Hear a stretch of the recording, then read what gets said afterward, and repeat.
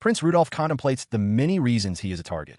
His reputation as a selfish tyrant, his status as a mistress's child, and his claim to the right of succession.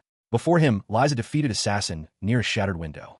The prince holds a jeweled dagger, his expression unreadable as he wonders why his attacker is no longer resisting. The narrative shifts back several hours to the Scorpio Palace within the Baldyke Empire, the official residence of the fourth prince. Inside a palace corridor, the staff is fraught with anxiety. A stocky servant clutches his head, lamenting that 7 days have passed since Prince Rudolph was poisoned and that the situation looks grim. Another servant gestures in agreement, confirming the dire outlook. Nearby, two maids listen in on the worried conversation. One, a woman with a short bob, whispers callously that it would be nice if the prince would just die. Her companion, Maya, immediately scolds her, insisting she shouldn't say such a thing. Suddenly, the door to the prince's bedchamber swings open. Prince Rudolph is sitting up in bed, fully conscious.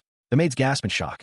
Maya cries out that His Highness has awoken after 7 days of sleep and urgently tells the other maid to summon the physician. The news spreads through the palace like wildfire. As servants rush about, Rudolph stands by his bed, observing the commotion with a detached calm. He internally notes how noisy everyone is, thinking to himself that they have no reason to worry. He will not die. Moments later, the physician kneels beside the prince's bed, conducting an examination. Rudolph sits quietly, allowing the checkup while the assembled staff, including a still concerned Maya, watches from a respectful distance. The physician begins his questions, asking for the prince's name and age. Touching his own hair thoughtfully, Rudolph answers without hesitation. Rudolph First Baldyke. 14 years old. When asked if he knows his background, he confirms that he is the fourth prince of the Baldyke Empire and the son of the emperor. He continues his explanation with brutal honesty, stating that his mother was a commoner who entered the Imperial family, and because he is the child of a mistress, his siblings and relatives despise and have poisoned him. The bluntness of his words causes the listening servants to cry out in shock, begging him to stop. Having finished his assessment, the physician declares that there seems to be no problem and advises the prince to continue resting. The other servants murmur their agreement and wish him a quick recovery as they excuse themselves, leaving Rudolph to sit alone on his bed. He sat alone on his large bed, the room quiet now that the staff had departed. His expression was placid, belying the complex thoughts turning over in his mind. He knew that those servants were not there for his well-being. They were there to watch him. He was certain they were already on their way to report his recovery to their true masters. He understood his precarious position perfectly. To his ambitious brothers and the powerful queen, he was nothing more than a nuisance, an obstacle to be removed. As he contemplated his position, two maids walked down a palace corridor, their voices low. One turned to the other, remarking that she found Prince Rudolph's behavior a bit strange. The conversation was overheard by a senior maid, who agreed with the assessment. She confided in Maya that the prince felt far too calm, especially for someone who had almost died. With a worried hand to her cheek, she added that no one knew what he was thinking and that rumors of spies within the palace were rampant. The younger maids continued their discussion, concluding that the prince must be terrified. They reasoned that without any allies, he was surely filled with anxiety and fear, knowing he could be assassinated at any moment. Unseen by them, in his room, Rudolph trembled beneath his sheets. But contrary to their speculation, the prince was not consumed by fear. Staring at his own tear-streaked reflection in a basin of water, he made a silent, resolute vow. He would not die. He knew with absolute certainty that he would live for at least another 10 years. This certainty came from a profound secret. After all, he possessed knowledge that no one else did. He had come from 300 years in the future. He knew the history that was yet to be written. The catalyst for this awakening was the very poison meant to kill him. As he lay on the verge of death, the memories of his previous life had flooded back into his consciousness. He finally understood the full scope of his existence. After dying as an average villager in another time, his soul had traveled back through time and space, and he had been reincarnated into the body of Rudolph First Baldyke. He reflects on his past self, recalling with shame that he was once a hopeless, tyrannical prince. His memories show him throwing tantrums over petty things like carrots, making a fuss, cursing, and demanding unreasonable, cruel acts from his servants. Sitting alone, he is thoroughly disgusted by his former stupidity. He concludes that the person he was before his memories returned was the worst kind of human imaginable. The weight of this realization settles upon him as he sits in the darkened room, contemplating how he should live his life from this point forward. Unseen by him, a cloaked figure lurks just outside his window. Suddenly, the window shatters as the assassin bursts through. Rudolph's eyes widen in shock, but a thought crystallizes in his mind. His knowledge of the future will guide him. The attacker swiftly pins him to the floor, dagger raised for killing blow. The assassin presses the blade against Rudolph's throat, questioning why the prince isn't resisting or showing any fear. Deciding it doesn't matter, the hooded figure dismisses the boy's strange calm and prepares to end his life. Before the dagger can fall, an arrow slices through the air and embeds itself deep in the assassin's shoulder. He cries out in agony, his weapon falling from his grasp. In the doorway, palace guards have arrived, alerted to the danger. The wounded assailant curses his misfortune. Realizing the attempt has failed, he flees back through the shattered window. A guard orders a pursuit, but is overruled by another who insists their priority is the prince's safety. In the immediate aftermath, Mrs. Tapple rushes to his side, asking if he is okay. Still seated on the floor, Rudolph calmly dismisses her concern, telling her and the other maid to leave after cleaning the glass, as he needs time to think. Some time later, the prince lies alone in his large bed, hands clasped behind his head as he stares thoughtfully at the ceiling. A gentle, relieved smile spreads across his face. With the immediate danger past exactly as he must have anticipated, he allows himself a quiet moment of triumph, thinking to himself, "I'm safe." He sat on his bed, the lingering fear of the attack still palpable. Even though he knew he wouldn't die, the reality of someone trying to kill him was terrifying. This harrowing experience, however, served as undeniable proof the book was genuine. His conviction came from the book itself, the Wilhelm War Record. In his previous life, it had been his favorite, an epic poem praising the hero Wilhelm. But it was more than that.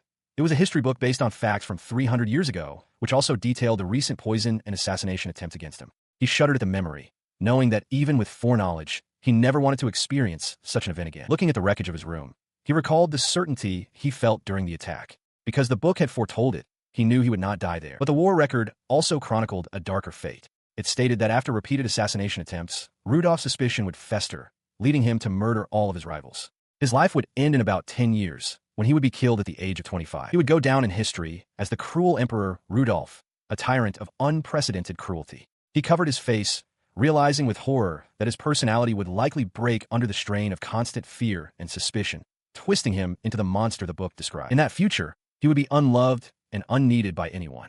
He would curse everything and ultimately die alone and suffer. He rejected that outcome with every fiber of his being. To hell with that, he declared to the empty room. He would live. He would fight against his fate and survive. Possessing the memories of the future gave him the power to change history, and he was determined to do so. With his resolve solidified, he moved to his bedside table, opened a drawer, and retrieved a small, ornate chest. He opened the chest, revealing a single coin resting inside. He held it in his palm, thinking of the day he would give it to a certain girl. This was his first step to changing history. He would discern who his enemies were and eliminate them. He would resolve all the problems festering within the palace. His first move required information. He needed a ledger. To that end, he summoned his head maid, Mrs. Tapple, and her subordinate, Maya. He explained that his work had been delayed due to his recent illness and commanded Tapple to bring him the ledger of the Scorpio Palace. The head maid stood in stunned silence, her mind racing. It was a sudden request, something His Highness had never done before. He pressed his demand, stating that he would soon be 15 and needed to learn his official duties. He apologized for having pushed all the work onto her until now, but Tapple brushed it aside, insisting he must be exhausted from the assassination attempt and should rest. She assured him the palace was staking its prestige on finding the culprit. Rudolph internally dismissed her words, certain they would just find a random person to blame, while one of his brothers was the true mastermind. He cut her off, his voice firm. "Just give me the ledger." His insistence was met with an unexpected, emotional outburst. Mrs. Tapple suddenly lunged forward, wrapping the young prince in a tight embrace, her face contorted in anguish.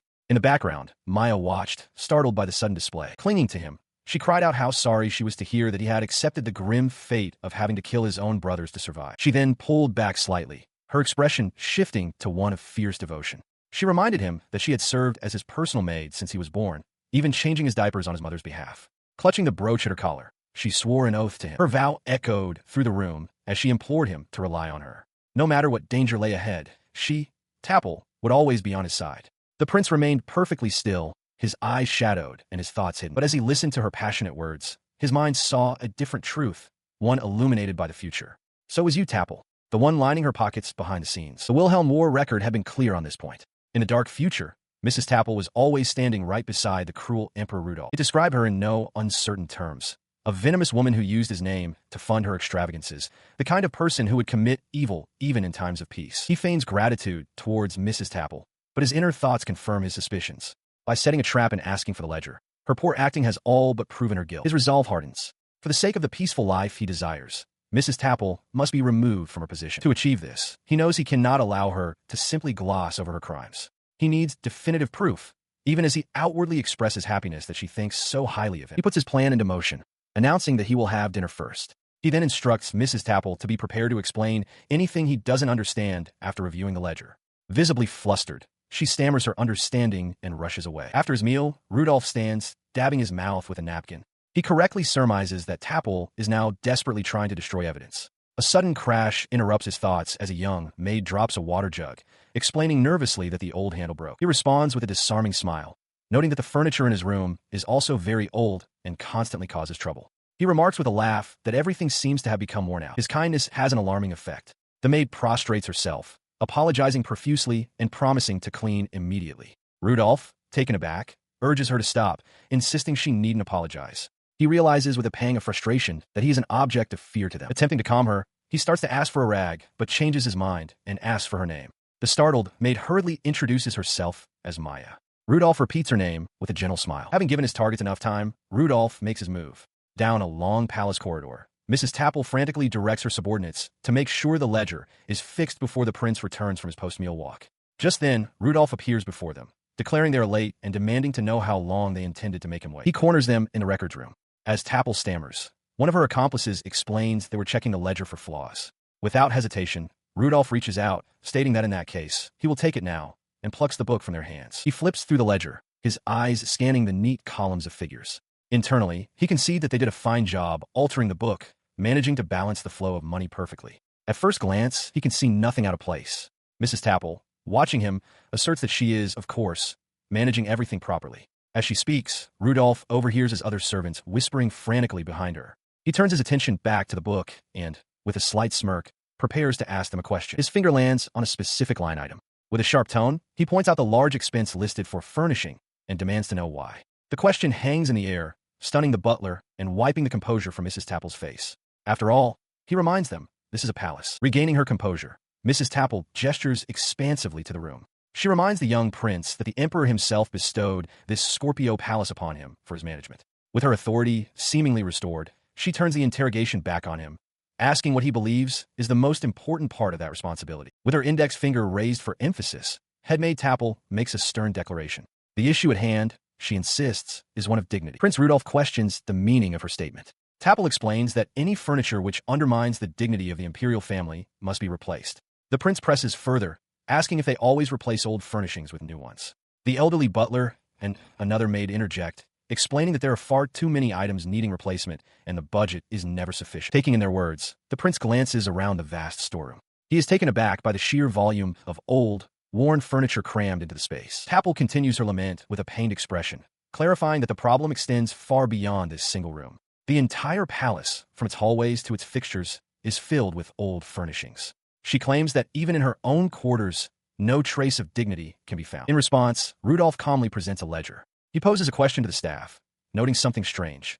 While this ledger appears identical to one he saw earlier, this one still has half of its budget remaining. He then turns directly to one of the kneeling male servants, thrusting the book forward. With piercing eyes, the prince makes his accusation clear. The ledger the servant has been using is a fake. The accusation hangs in the air, causing Tapple to whirl around. Her voice sharp with alarm, she demands to know who gave Rudolph that ledger. From the doorway, Rudolph announces that it was he who brought it. He reveals that Maya was the one who found the ledger for him. As the others react in shock, the accused servant leaps to his feet, shouting that it's impossible, that Maya's ledger is the fake one, and his is genuine. Stepping forward, Maya proudly displays the document. As proof of its authenticity, she points to the official seal of Scorpio Palace stamped upon its page. She explains that it is a seal indicating an official document, one that only she possesses and which cannot be forged. With the irrefutable proof presented, the room falls silent. The final judgment rests on Tapple's face, which twists into a silent snarl of sweat-soaked fury and utter defeat. She understands that it's over. With the conspiracy laid bare, Prince Rudolph gives a sharp, decisive order. At his command, palace guards surge forward to seize the culprits. They move swiftly, taking Maid Tapple and her accomplices into custody. The elderly butler, however, falls to his knees, pleading for the prince to wait. His desperation turns to fury as he points a trembling finger at the other maid, accusing her of being a traitor who blackmailed him into participating. The accused maid, in turn, directs her rage at Tapple. She shrieks, questioning Tapple's lack of compassion after 15 years of loyal service. Consumed by betrayal, she curses the head maid, screaming that she won't die a good death. Throughout the bitter accusations, the prince remains silent, his expression cool and observant as he listens to the conspirators tear each other apart. Her outburst ends as a guard seizes her from behind. She struggles futilely, her hand reaching out as she gasps for them to release her. Forced to her knees before the prince, her defiance shatters. She desperately reaches for him, confessing that she knows who poisoned him and who sent the assassin, pleading for his mercy in exchange for the information. The entire room watches in stunned silence as both she and the butler prostrate themselves on the floor, their voices united in a desperate plea for mercy. From his position of power, Rudolph looks down upon them, his face an unreadable mask. His gaze then snaps to head maid Tapple, his eyes wide with a terrifying intensity. He repeats the maid's confession, that she knew who sent the assassin, and then asks Tapple how she could possibly know. With chilling certainty, he reveals the truth he knows from a future that was. It was Tapple herself. He lays her entire plot bare for all to hear. The poison, the carefully orchestrated assassination attempts, they were all a deliberate strategy to foster paranoia, to sever his trust in everyone else until she was the only one he relied upon. As the full weight of the accusation lands, Tapple lets out a wordless shriek of denial, the forged ledger slipping from her grasp and scattering across the floor. He addresses the remaining servants, who flinch at his authoritative tone. With Tapple's conspiracy exposed, he declares his next move, to personally double-check the ledger, suspecting there may be other fraudulent activities at work. In response to his command, the staff scrambles to get back to work, a flurry of activity born from nervous energy. As they rush out, the elderly butler and the maid Maya share a look of concern. As the room empties, he finally allows himself a moment of respite. He lets out a quiet sigh, believing that with the recent upheaval, the frequency of such fraudulent activities should decrease. But the calm composure shatters in an instant. His body trembles as he clutches his chest, sweat beading on his face. He admits to himself that the act was terrifying and that he cannot maintain the facade of a true tyrant any longer. He turns to Maya, his tyrannical mask completely gone, and sincerely thanks her, telling her that she saved him. Her expression shifts from concern to utter confusion, unable to comprehend his gratitude. He then makes a surprising offer, asking her to become his personal maid. Stunned, Maya questions if he is truly sure, and he gives a simple, firm confirmation.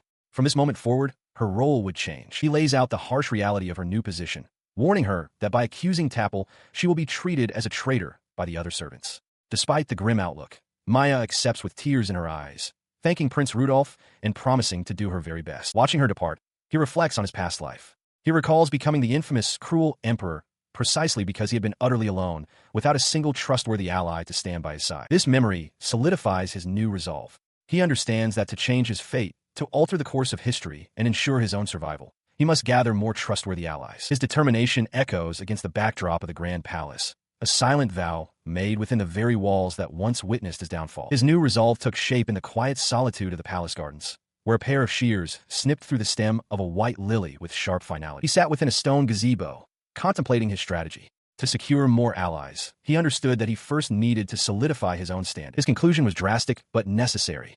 He needed to acquire a fiancée. Soon after, he strolled through the grounds with a young noblewoman, who remarked on the beauty of the garden. The prince offered his thanks, his plan now in motion. As they sat down together, a large blackbird landed nearby with a startling cry.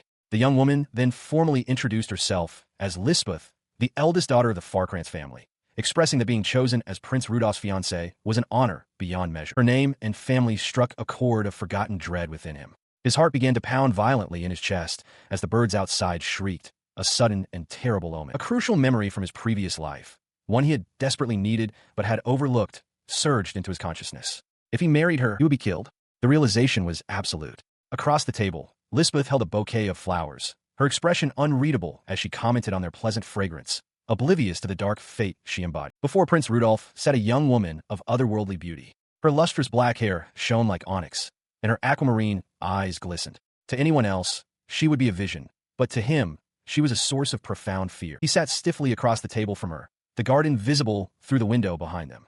The thought echoed in his mind with chilling certainty. An engagement with her would mean his own inescapable death. This certainty came from a unique knowledge. He knew the fate that awaited both him and his country 300 years into the future. This foresight was gleaned from his favorite book, an epic poem praising the hero Wilhelm. Within that epic, it was written that he, Rudolph, would later reign as the Dread Emperor, only to be killed at young age. The poem also spoke of another, the Frostvale maiden, Lisbeth Farkrantz. It told the tale of how she and Wilhelm were deeply in love, a romance that sparked when he received a special brooch from her. After an intense affair, they vowed eternal love for one another. However, someone came along and tore their relationship apart. The one responsible for separating the fated lovers was none other than Rudolph himself, in his future incarnation. In the end, their love was shattered. Filled with grief and despair, Lisbeth closed her heart once again. Their tragic story culminated in a violent end. It was thus that the cruel Emperor Rudolph perished. With his death, the Baldike Empire was destroyed, and Wilhelm later founded the Sauvelier Kingdom.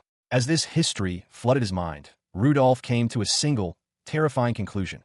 Whatever the circumstances, marrying her was a definitively terrible idea. He stared into his teacup, his thoughts clear and resolute. He liked being alive, and he had no intention of meddling in other people's relationships, especially not the one between the hero Wilhelm and the woman destined to be his wife. He sat across from Lisbeth, who noticed his pale complexion and asked if something was the matter. Before he could answer, his maid, Maya, cheerfully suggested he was simply excited about the evening's dinner. Rudolph quickly stammered that wasn't at all. Lisbeth leaned forward slightly, her expression gentle. She told Prince Rudolph that she understood he was nervous, but she gently reminded him that his tea was getting cold. Her kind words did little to calm his racing thoughts. He knew he had to start a conversation to end this engagement amicably. To break it off directly would be an insult to the Emperor, a political disaster. Taking a steadying sip of tea, he resolved to end things with Lisbeth Dano in a way that would cause no conflict. He began carefully, acknowledging that the sudden talk of an engagement must have been quite a shock for her. He added that he hoped it hadn't been an inconvenience, as he understood that everyone has their own circumstances. Her reply was immediate and formal. It was an overwhelming honor, but her face was a placid mask, betraying no emotion. Rudolph panicked internally, realizing with certainty that her words did not match her true feelings. He pressed on, attempting to give her an escape route. He reasoned that for someone like her, who already had Wilhelm, this arranged marriage was likely only due to the Emperor's orders. He then suggested that if she didn't want an engagement with him, she should simply have her father decline the arrangement. He laid the responsibility squarely at her feet, framing it as her decision. Since the engagement was supposedly too much of an honor for her, he urged her to be the one to decline the offer. Her response, however, was a simple and direct, "Not at all." Rudolph was visibly taken aback by her refusal to accept the out he had offered, stammering for her to pay his suggestion no mind. Her refusal left him stunned for only a moment before a realization dawned. He understood what she was trying to say. Do better. For her to refuse, she would need a proper reason, a valid stepping stone. He finally grasped the situation and told her he was glad to hear it. He resolved to enact his first strategy, titled Plan Number 1, 1,000 Lies. With a disarmingly bright smile, he places a hand on his chest and announces that he will take this opportunity to formally introduce himself to his fiancée. His introduction is a cascade of pure arrogance. He proclaims himself the fourth prince, the most gifted genius in the history of the Baldike Empire, unparalleled in both academics and swordsmanship. He boasts that he's adored by all, regardless of gender, and that everyone in the Scorpio Palace worships him. Internally, however, the prince cringes at his own blatant falsehoods, thinking that just voicing them makes him want to cry. He hopes that this display of pretentiousness will be so off-putting that Lisbeth will have no choice but to call off the engagement. His plan immediately backfires. His maid, Maya, clasps her hands together in adoration, declaring that everything His Highness says is true. She gushes that Prince Rudolph is a truly wonderful person who saved her from a false accusation of treason by exposing corruption in the palace. Caught off guard, Rudolph can only manage a weak, nervous laugh as Lisbeth observes. He realizes with mounting frustration that Maya is completely missing the point of his act. Seeing that his attempt at deception has failed, he concludes that he must change his approach. Switching tactics, he adopts a serious expression, placing a hand to his chest again. He informs Lisbeth that it is time for the truth, initiating Plan Number 2, threats. He explains his dangerous situation, stating that although he is fourth in line to the throne, he is still a viable successor, making him a target. He reveals that he was recently poisoned by a maid, fell into a coma, and was almost assassinated the moment he awoke. He then connects this peril directly to her. If she marries him, she will inevitably become entangled in these dangerous affairs. He presents this as a valid and sufficient reason for her to refuse the engagement. Her reaction is one of cool indifference. Lisbeth simply asks if there's a problem with that. She reminds him that her Falkrantz bloodline has long been known as the symbol of the Empire's military, and that she herself is a practitioner of spearmanship. She continues, explaining that for someone of her family, being scared of potential assassins would be a profound embarrassment. Rudolph is left utterly speechless, his second plan completely dismantled. He racked his brain, realizing his previous attempts to dissuade her were useless. A new, better reason for her to back out of the engagement was needed, but his mind came up empty. As he struggled for a new strategy, Lisbeth spoke, her voice cutting through his thoughts. She asked if he would mind sharing some stories from when he was young. Her unexpected question caught him off guard. He wondered what she could possibly be thinking, internally dismissing the request by claiming there wasn't a single memory from his childhood worth mentioning. His mind drifted to a specific, private memory, a young girl, looking much like her, thanking him for saving her and promising to give him her thanks. The coin from that day remained in his possession, a tangible link to that moment. He resolved that those memories were his alone. There was no need to share them with her. Snapping back to the present, he stammered, confirming that she had indeed asked for stories from his youth. Lisbeth simply addressed him as Your Highness, her gaze steady. His initial confusion suddenly sharpened into suspicion. He realized that many of the stories from his childhood were infamous among the nobles. A chilling thought struck him. She was trying to make him recount them just so she could laugh at him. He imagined her gossiping about his tales with Wilhelm later. Despite the potential humiliation, a sense of defiance settled over him. If that was her game, he decided he didn't mind playing. With a newfound resolve, he rose from his seat with a sharp rap of his shoe. He declared that he would dance to her tune, inviting her to enjoy the tale he was about to tell. The room seemed to transform around him into a grand stage. Bathed in a single spotlight, he presented himself with a flourish, promising to perform the idiotic, ridiculous, and miserable comedy of his life. He begins his tale by stating a simple, harsh truth. As the illegitimate son of one of the emperor's mistresses, he was never supposed to be eligible to succeed the throne. His existence as royalty, he explains, was only because his mother desperately pleaded with the emperor to recognize him, officially making him Rudolph, the fourth prince. He recounts how he once asked his mother why he was born. Hearing this, Lisbeth interjects, her expression softening as she suggests that surely his mother acted out of consideration for his future. Rudolph's memory provides a much colder answer. His mother's reply was blunt and selfish. He was born so that she could become a part of the Imperial family. His younger self could only stare in disbelief. He clarifies for stunned Lisbeth and Maya that his sole reason for existence was to be an insurance policy for his mother's luxurious life. However, when a new mistress suddenly appeared acting as the mother of a prince, the nobles and other royals were not amused, though they couldn't publicly condemn her. Therefore, their resentment was directed at him. He was subjected to their scorn and even physical violence. The abuse led to complete isolation. He was ostracized by everyone, a lone figure trapped in a spotlight of mockery. He felt invisible. Whether he excelled in swordsmanship, studied hard, or called out for help, no one would even look at him. Everyone treated him as if he shouldn't exist. He recalls watching his own father, the emperor, embrace another child while ignoring him completely. Even his mother offered no comfort. His expression becomes wide-eyed and strained as he concludes his explanation. That, he reveals, is why he started doing things that they couldn't possibly ignore. He continues his confession, detailing the monstrous persona he crafted. To force them to see him, he would break things on a whim, throw tantrums, and curse people out. He made servants perform impossible tasks only to punish them afterward, laughing at their suffering. He became unreasonably violent at the slightest provocation. Thus, the Tyrant Prince was born. And through it all, as the court looked on in horror and disgust, he was happy. He was happy because, as long as he acted that way, like a puppet dancing on a stage, everyone would finally look at him. Bringing his story to a close, he turns his head toward Lisbeth and asks with a cynical air, "What do you think?" Pretty funny, right? Before Lisbeth can respond, Maya cries out that it's too cruel. She can't believe His Highness was treated so horribly and questions why he felt the need to be so honest just to make them hate him. He observes her outburst, realizing that since Maya only recently became a maid, she didn't know the full story. Now, hearing the truth, she pities him. Maya's concern grows as she voices her thoughts aloud, worrying that there is no way the frost-veiled maiden would ever accept an engagement to such a pitiful man. But Lisbeth's reaction is not one of disgust or rejection. Instead, tears well up in her large eyes and begin to stream down her face. Her silent weeping catches Rudolph completely off guard. He turns to face her, his own eyes wide with shock and utter confusion. Startled into action,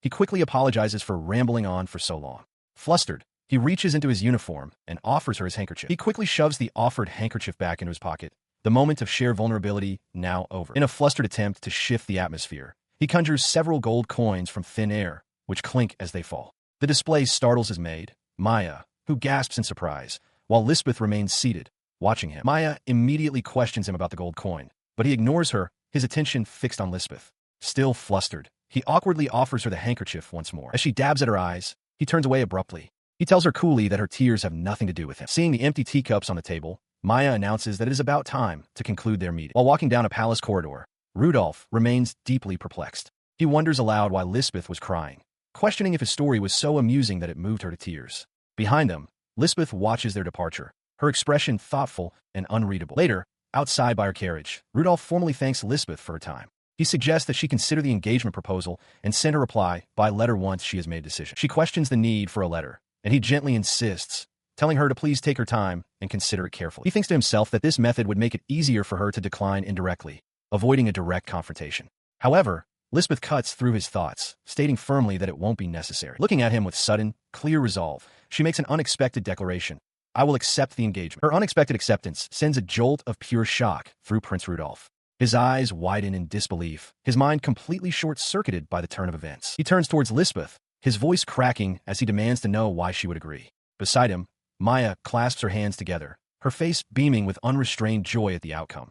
While Lisbeth prepares to give her formal reply, she bows her head slightly, humbly acknowledging her own inexperience, but formally requesting his understanding and support in their new arrangement. Her words only serve to overwhelm Rudolph further, who stumbles back, wobbling on his feet as Maya celebrates his supposed success. His mind races with panic. He clutches his head, a cold sweat breaking out as a terrifying thought solidifies. At this rate, he is seriously going to get killed. He cannot comprehend how events could have spiraled so completely out of his control. In a quiet moment away from the prince's distress, the truth is revealed. Lisbeth looks at Maya with a sharp, knowing gaze, commending her on a job well done. Maya, her cheerful demeanor replaced by a serious one, accepts her next order from Lisbeth Sama to continue observing it. 3 days have passed since Prince Rudolf was engaged to the Frostvale maiden, Lisbeth, the very woman destined to take his life in the future. He knows he cannot allow himself to die by her hands. His best option, he reasoned, was to keep his distance and avoid her wrath, as he had no idea what she truly thought of him. Or so he had thought. Instead, he finds himself back in his room,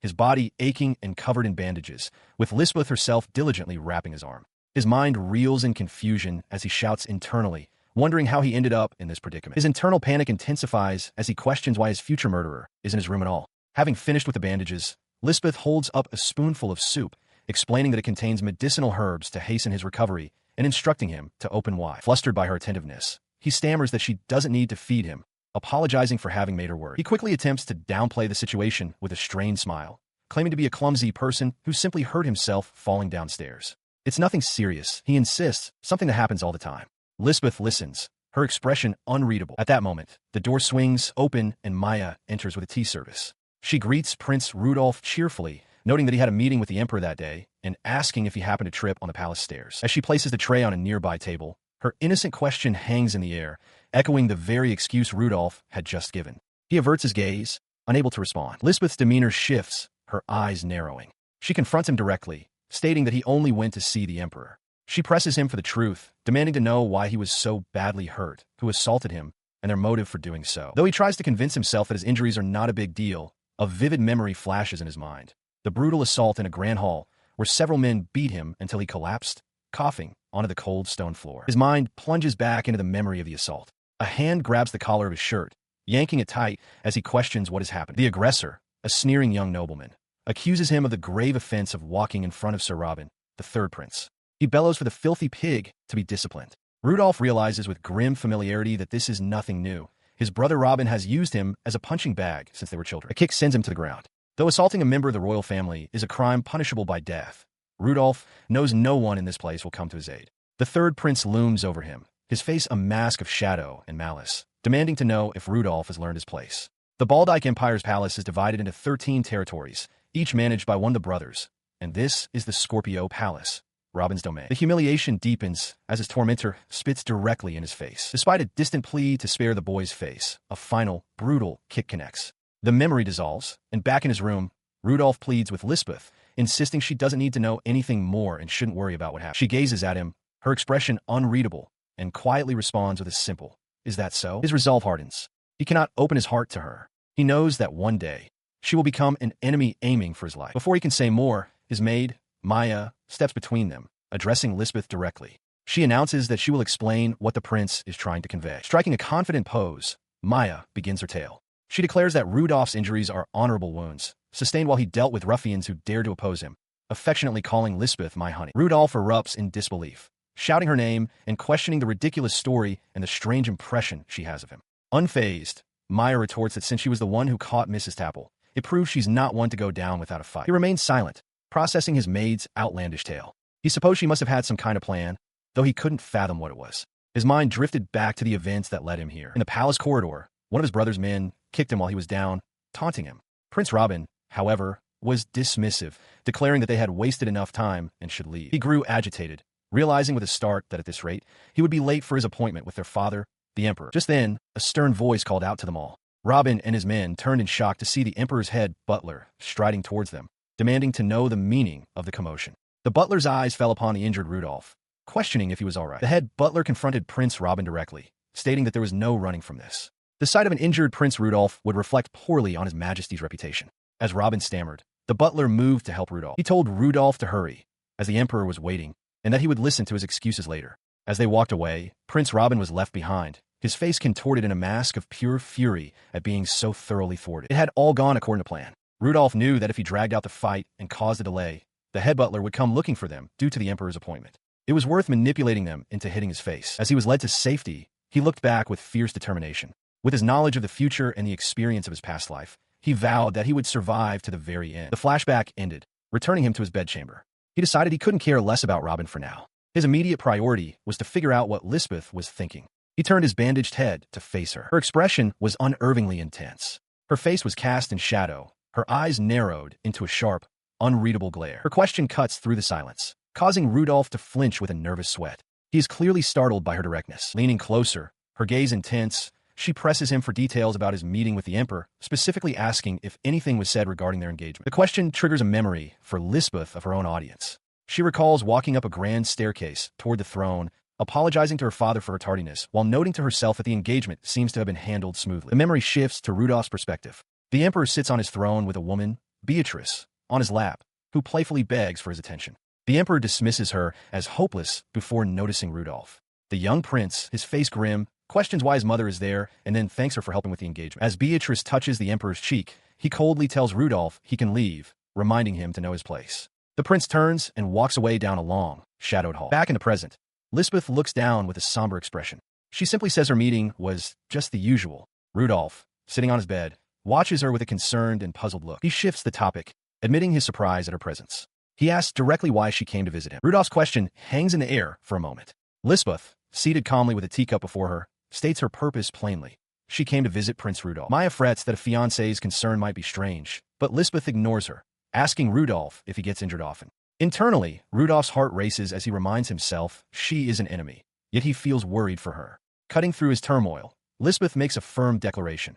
From now on, she will visit his room every day. As Rudolph protests that every day is too much and Maya voices her own concern, Lisbeth solidifies her decision. It is settled. She will visit him every day. Rudolph is left stunned and speechless. He felt utterly trapped, like a butterfly caught in a spider's web, slowly being cornered with no way out. That same night, under a full moon, the lights were still on at the Falkrantz mansion. Within one of its opulent rooms, a voice offered its gratitude. Thank you, Maya. It was Lisbeth who explained that thanks to Maya's position as Rudolph's personal maid, she was able to get closer to him. She then instructed Maya to continue monitoring the prince. Maya bowed her head in acceptance. As you wish, Lisbeth-sama. As Maya observed her mistress, Lisbeth's expression softened into a dreamy, love-struck gaze.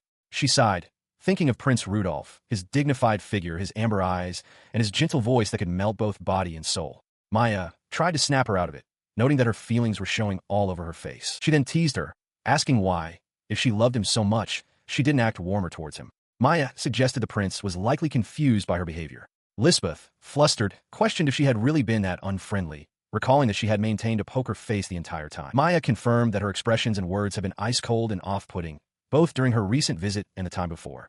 Lisbeth could hardly believe it. Overwhelmed, she burst out in frustration, shouting that it wasn't as if she could do anything about it. She confessed that she has had a crush on him forever. She elaborated, admitting that every time she tries to talk to him, she gets so nervous that her mind goes blank and her face tenses up. Maya looked on, surprised that the confident-seeming Lisbeth was actually so shy at heart, and found it unbelievable that she had decided to visit the palace every day in such a state. Her maid, Maya, offers praise for mustering the courage to confess, but her tone is laced with worry about what might happen next. Lisbeth, however, dismisses the need for courage.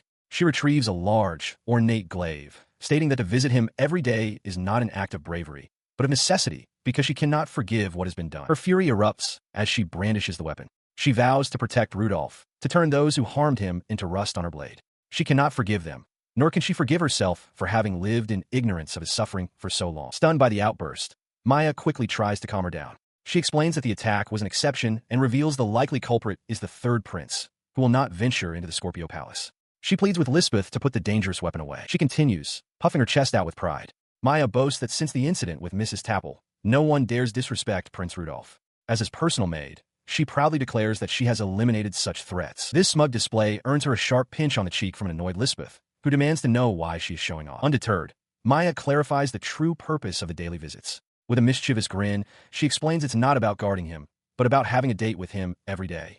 The suggestion leaves Lisbeth utterly flustered. The idea shatters her composure. Lisbeth collapses, wailing that she can't possibly do it.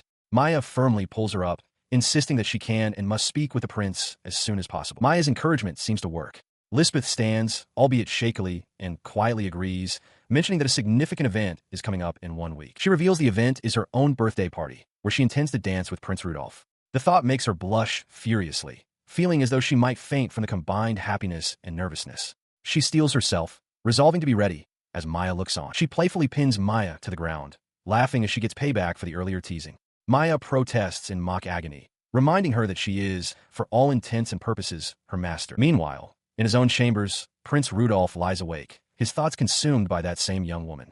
He wonders if she could truly be the same Frostvale maiden from the Epic of Wilhelm. He considers her demeanor. Something feels off. While she certainly has an icy quality, He senses her visit wasn't merely a matter of obligation. The prince shifts in his bed, wrestling with a larger concern. Neither the head maid's downfall nor his own search for a fiancée were events recorded in the future's history. He begins to question if his actions are fundamentally altering the timeline. He follows this line of thought to a startling conclusion. Even if he tries to avoid Lisbeth, she might pursue him on her own. A new path seems to be forming, one that leads directly to a future where he marries her. This possibility solidifies into a wild guess, a chilling hypothesis. What if marrying Lisbeth is an unavoidable event in this new timeline? And if that were true, he wonders with a jolt of fear, does that mean his own death is also an unavoidable event?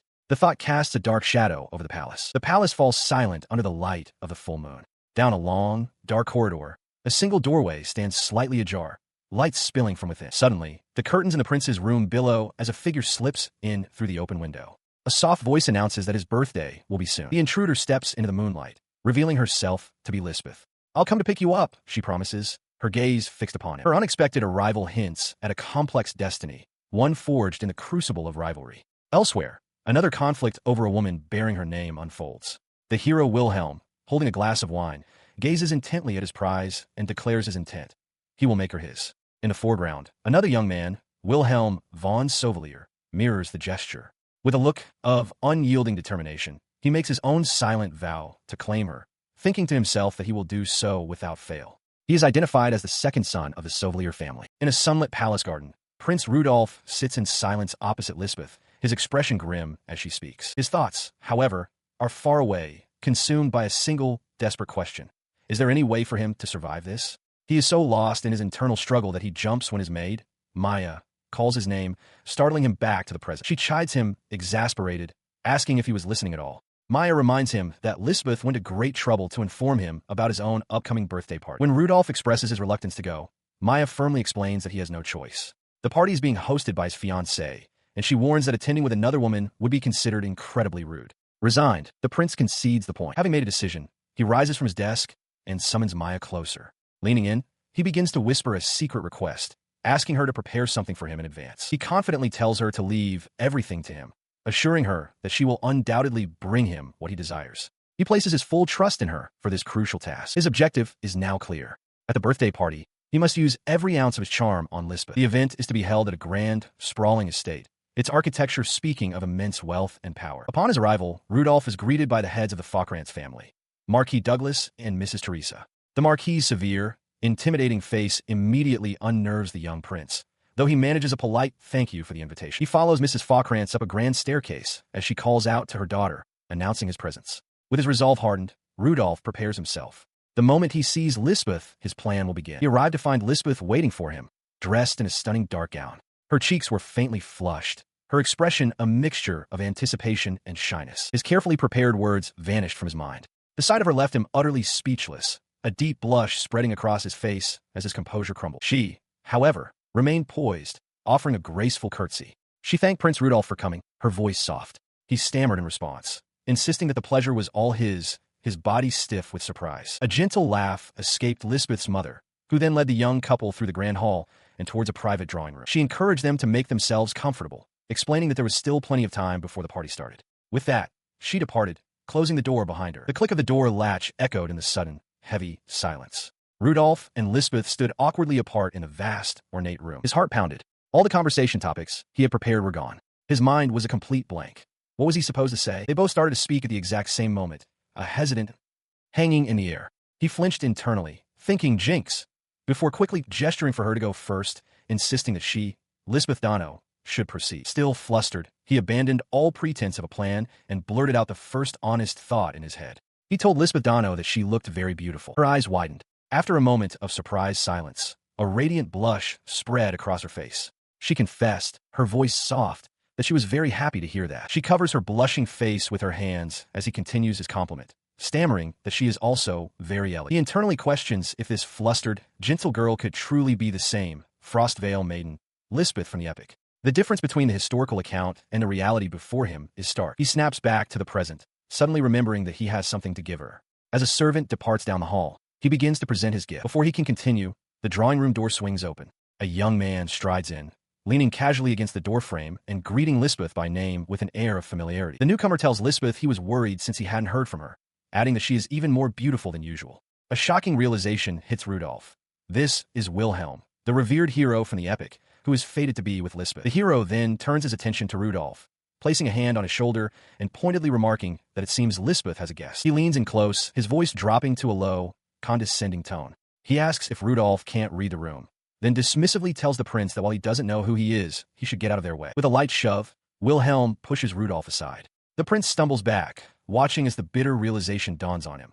Just as he thought, the two of them are in love. But as Wilhelm reaches for Lisbeth, her expression shifts dramatically. Her face darkens with rage as she seizes his wrist, her voice sharp and cold as she commands him not to touch Prince Rudolph. The hero jerks his hand back as if burned, his confident demeanor shattering into pure shock. Rudolph can only stare, utterly bewildered by the turn of events. His plans upended, Rudolph watches as Wilhelm von Sauvelier scoffs at Lisbeth's protective stance. Wilhelm mockingly questions if she truly believes they are fated to be together, then dismisses the notion entirely, telling her not to make him laugh. Her expression hardens with fury. Lisbeth glares at Wilhelm, accusing him of being the one who defiled her precious memories.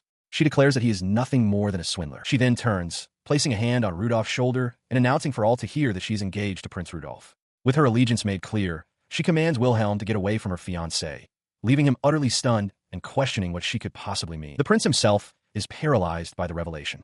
Her words, "defiled my precious memories," echo in his mind. He realizes with dawning horror that she wasn't in love with Wilhelm at all. She actively hated him. This was no simple lover's quarrel. The history he knew was wrong. His mind races back to the epic he had studied. The precious memories she spoke of were supposed to be from their childhood, a story where young Wilhelm saved a crying Lisbeth. In that tale, she had offered him a token of her gratitude. He recalls the passage vividly. She gave Wilhelm a brooch and a promise to meet again, a romantic moment that supposedly led to their reunion nearly a decade later. Rudolph now understands that the historians must have dramatized everything, twisting the truth just as they had twisted his own past actions. Back in the present, Wilhelm regains his composure.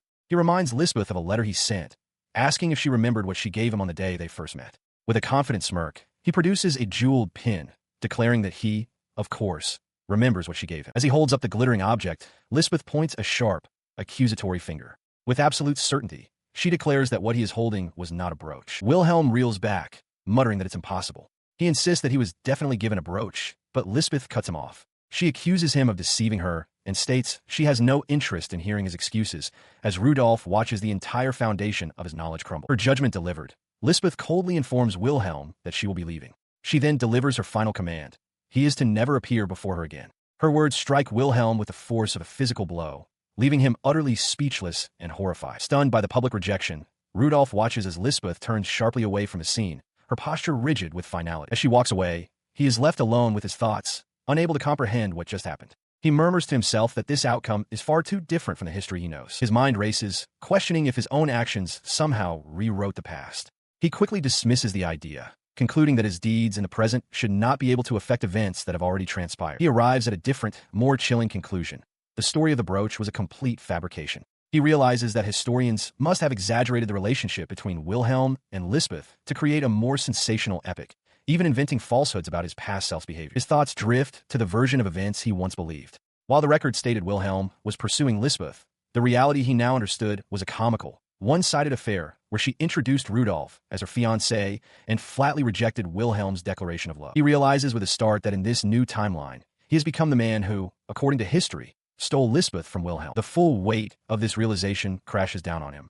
He now understands that Wilhelm must hate him intensely and fears he could be assassinated out of personal vengeance, regardless of whether he becomes emperor or not. Shaken from his thoughts, he decides the situation is too dangerous to ignore. He approaches Lisbeth, asking her forgiveness for prying, but insisting he must understand the nature of her relationship with Wilhelm. She turns to face him, her expression filled with sorrow. Tears welling in her eyes, she apologizes for the trouble she has caused him before making a devastating request to end their engagement. He stares, unable to process her words. He asks if she and Wilhelm go back a long way, pressing her to confirm that she truly wants to cancel their engagement. Lisbeth remains silent, her tearful gaze unwavering. He looks at her tear-streaked face and realizes her request is not as simple as it seems. Suspecting a past lover might be involved, he implores her to tell him everything, wanting to know more about what troubles her so deeply. As the words leave his mouth, he questions his own motives, wondering why he is prying. In response to his plea, Lisbeth hesitantly asks him what exactly happened between him and the man he encountered, Wilhelm. She looks up at him, calling his name, but upon seeing the look of despair on his face, she immediately realizes her question was a mistake. The pain in his expression tells her this conversation will not go well. Her sorrowful face strikes a chord within him. A thought dawns in his mind. She hasn't changed at all. He finds himself overwhelmed by the desire to protect her, thinking that he never wants to see Lisbeth make such a pained expression again. Acting on this impulse, he kneels before her. He explains that he cannot bear the thought of her precious memories being defiled by that man, Wilhelm. As their pasts and memories begin to intersect, he earnestly asks if she would be willing to listen to his story. Lisbeth begins to share her story with Prince Rudolf, her expression shadowed by the weight of memory. She explains that the event took place 9 years ago, when she was only 5 years old. It was on a day her father took her to the Imperial palace that she endured a memory defiled by Wilhelm. The memory transports her back to that day. A much younger Lisbeth, hand in hand with her father, Marquis Fockrantz, marvels at the beautiful flowers in the palace gardens. Her mother watches nearby as Lisbeth runs ahead excitedly, only to trip and fall. Her father rushes to her side, but she quickly assures him that she is all right. He praises her for being a good girl. Beaming with pride, she presents an amulet hanging from her neck, explaining that it was a gift from him. She recounts the family tradition. The first Lord Fockrantz carried a similar amulet through all his wars, and it is said that as long as one's wish is with it, it will be granted. Her father gently reminds her to take good care of it. Soon after, the Marquis informs his daughter that he must go discuss an important matter. He instructs her to stay put and read until he returns, leaving her seated on a large, ornate armchair as he joins a group of other nobles. Left to her own devices, the young girl puffs out her cheeks in a display of burgeoning boredom. Her restlessness gets the better of her. Slipping down from a massive chair, she begins to wander the palace corridors, wondering aloud where the garden might be as she curiously passes by suits of armor and down long hallways. Her aimless exploration leads her to a vast, empty hall. Realizing she is completely lost, she calls out, but her voice echoes unanswered in the silence. Suddenly, she is confronted by 3 boys. One, a young Prince Robin, remarks that he has never seen her before. Another demands to know if she is aware she is in the Imperial palace, while the third menacingly declares that all intruders are put to death, causing Lisbeth's face to pale with fear. Prince Robin silences his companion, noting that her fine clothes suggest she is a guest's daughter. His demeanor then shifts to one of cruel amusement. He reveals he was looking for someone to test his new swordsmanship on and orders his 2 retainers to capture the girl. As they advance on her, Lisbeth cries out in terror. She turns and flees down the hall, her mind racing with confusion and fear, wondering why she is being chased. Behind her, the retainers shout for her to stop dragging her feet and command others to get her. She ran through the opulent palace corridors, crying out for help. Suddenly, a hand shot out and grabbed her wrist, stopping her flight with a jolt. The hand pulled her into a small, cluttered room just as her pursuers rushed past the doorway. One of the men demanded to know where she went, while the other threatened him with losing carriage privileges. Inside, a young boy with light, wavy hair put a finger to his lips, urging silence. He quietly asked if those men were after her, then told her not to worry. He smiled reassuringly, promising that no one would find her in here, that she would be safe.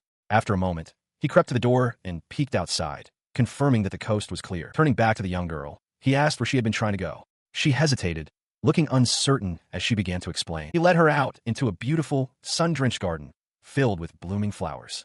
The girl gasped in wonder at the sight. She shyly asked if she could pick some of the flowers, and he gave his permission with a simple, kind sure. They then sat together peacefully, arranging the blossoms. The 2 children sat quietly together on the grass, surrounded by flowers, enjoying a moment of calm respite. With a happy smile, she gently placed a crown she had woven from the flowers onto his head. He beamed back at her, clearly delighted. His joyful expression vanished in an instant. His eyes widened in alarm as he spotted 2 figures approaching in the distance, his older brother, Prince Robin, and one of his retainers. Without a second's hesitation, he shoved the girl forcefully into a large, leafy bush. He hissed at her to be quiet and not to come out under any circumstances. From their hiding place, they watched as Prince Robin approached, casually using one of his retainers as a footstool. Robin scoffed, wondering aloud who would be allowed in this garden. The other retainer smirked cruelly, remarking that it didn't matter, as he was a nice guy. He stood his ground as his older brother, Prince Robin, approached, perched arrogantly on a retainer's back. Robin addressed him with contempt, calling him a pig and demanding to know if he had seen a girl of similar age nearby. Hidden behind a tree, Lisbeth watched, her presence unknown. He calmly denied having seen anyone, his gaze fixed on the ground. Lisbeth's eyes widened in surprise at his lie. Robin's sneering retainer observed the exchange as the prince feigned acceptance, dismissing the matter. His brother's facade shattered in an instant. Robin snarled that he knew it was a lie, declaring that trash like Rudolph would lie so easily. With a vicious swing, he struck Rudolph across the face, sending the smaller boy flying. As he stumbled back, clutching his bruised cheek, Robin pointed and coldly commanded his retainers to hold him down. When one hesitated, the older prince barked at him to hurry. His retainers obeyed, grabbing Rudolph and striking him repeatedly. One demanded he reveal the girl's location, promising to stop the beating if he complied. From the bushes, Lisbeth watched in silent, tearful horror wondering why he would endure this for her. The brutal interrogation was cut short by the distant tolling of the noon bell. A retainer informed Prince Robin that it was time for lunch. With an annoyed huff, Robin called off the assault, and the three of them departed, leaving Rudolph collapsed on the ground. Once they were gone, Lisbeth cautiously emerged. As Rudolph pushed himself up, she asked if he was okay. He ignored his own pain, apologizing for pushing her earlier and asking if she was hurt. Lisbeth quietly replied that she was fine because she was used to it. He looked up and saw tears streaming down her face. Confused, he asked why she was crying. She explained that anyone would cry, and that hearing him say he was used to being hit was what truly saddened her. Her words surprised him. Lisbeth confessed that this was the first time anyone had ever cried for her. To thank him for saving her, she presented him with a gleaming gold coin, explaining that her father had told her it would make her wishes come true. He accepted the coin with a gentle smile, thanking her. He then revealed that one of his wishes had already been granted. When a curious Lisbeth asked what it was, he explained that his wish had simply been for someone to pay attention to him. He listens as Lisbeth, kneeling before him, finishes her story. She recounts being led from the garden, and how the boy she met ran away before she could even ask his name. The realization that he was that boy leaves her in stunned disbelief. His mind races, connecting the events. The girl he met in the Imperial Palace 9 years ago, the one who gave him the gold coin, was Lisbeth. He recalls the harsh scolding from his father that followed, and the strange fate of receiving another identical coin 4 years later. The terrible truth solidifies. 10 years from now, this same girl will become the Frost-Veiled Maiden and kill him. The memory gives way to the present moment. Lisbeth holds up a gleaming gold coin, identical to his own, and asks if he has one too. Rudolph stares, first at the coin dangling from her fingers, then down at the one in his own palm, his expression a mask of stunned silence. His composure shatters.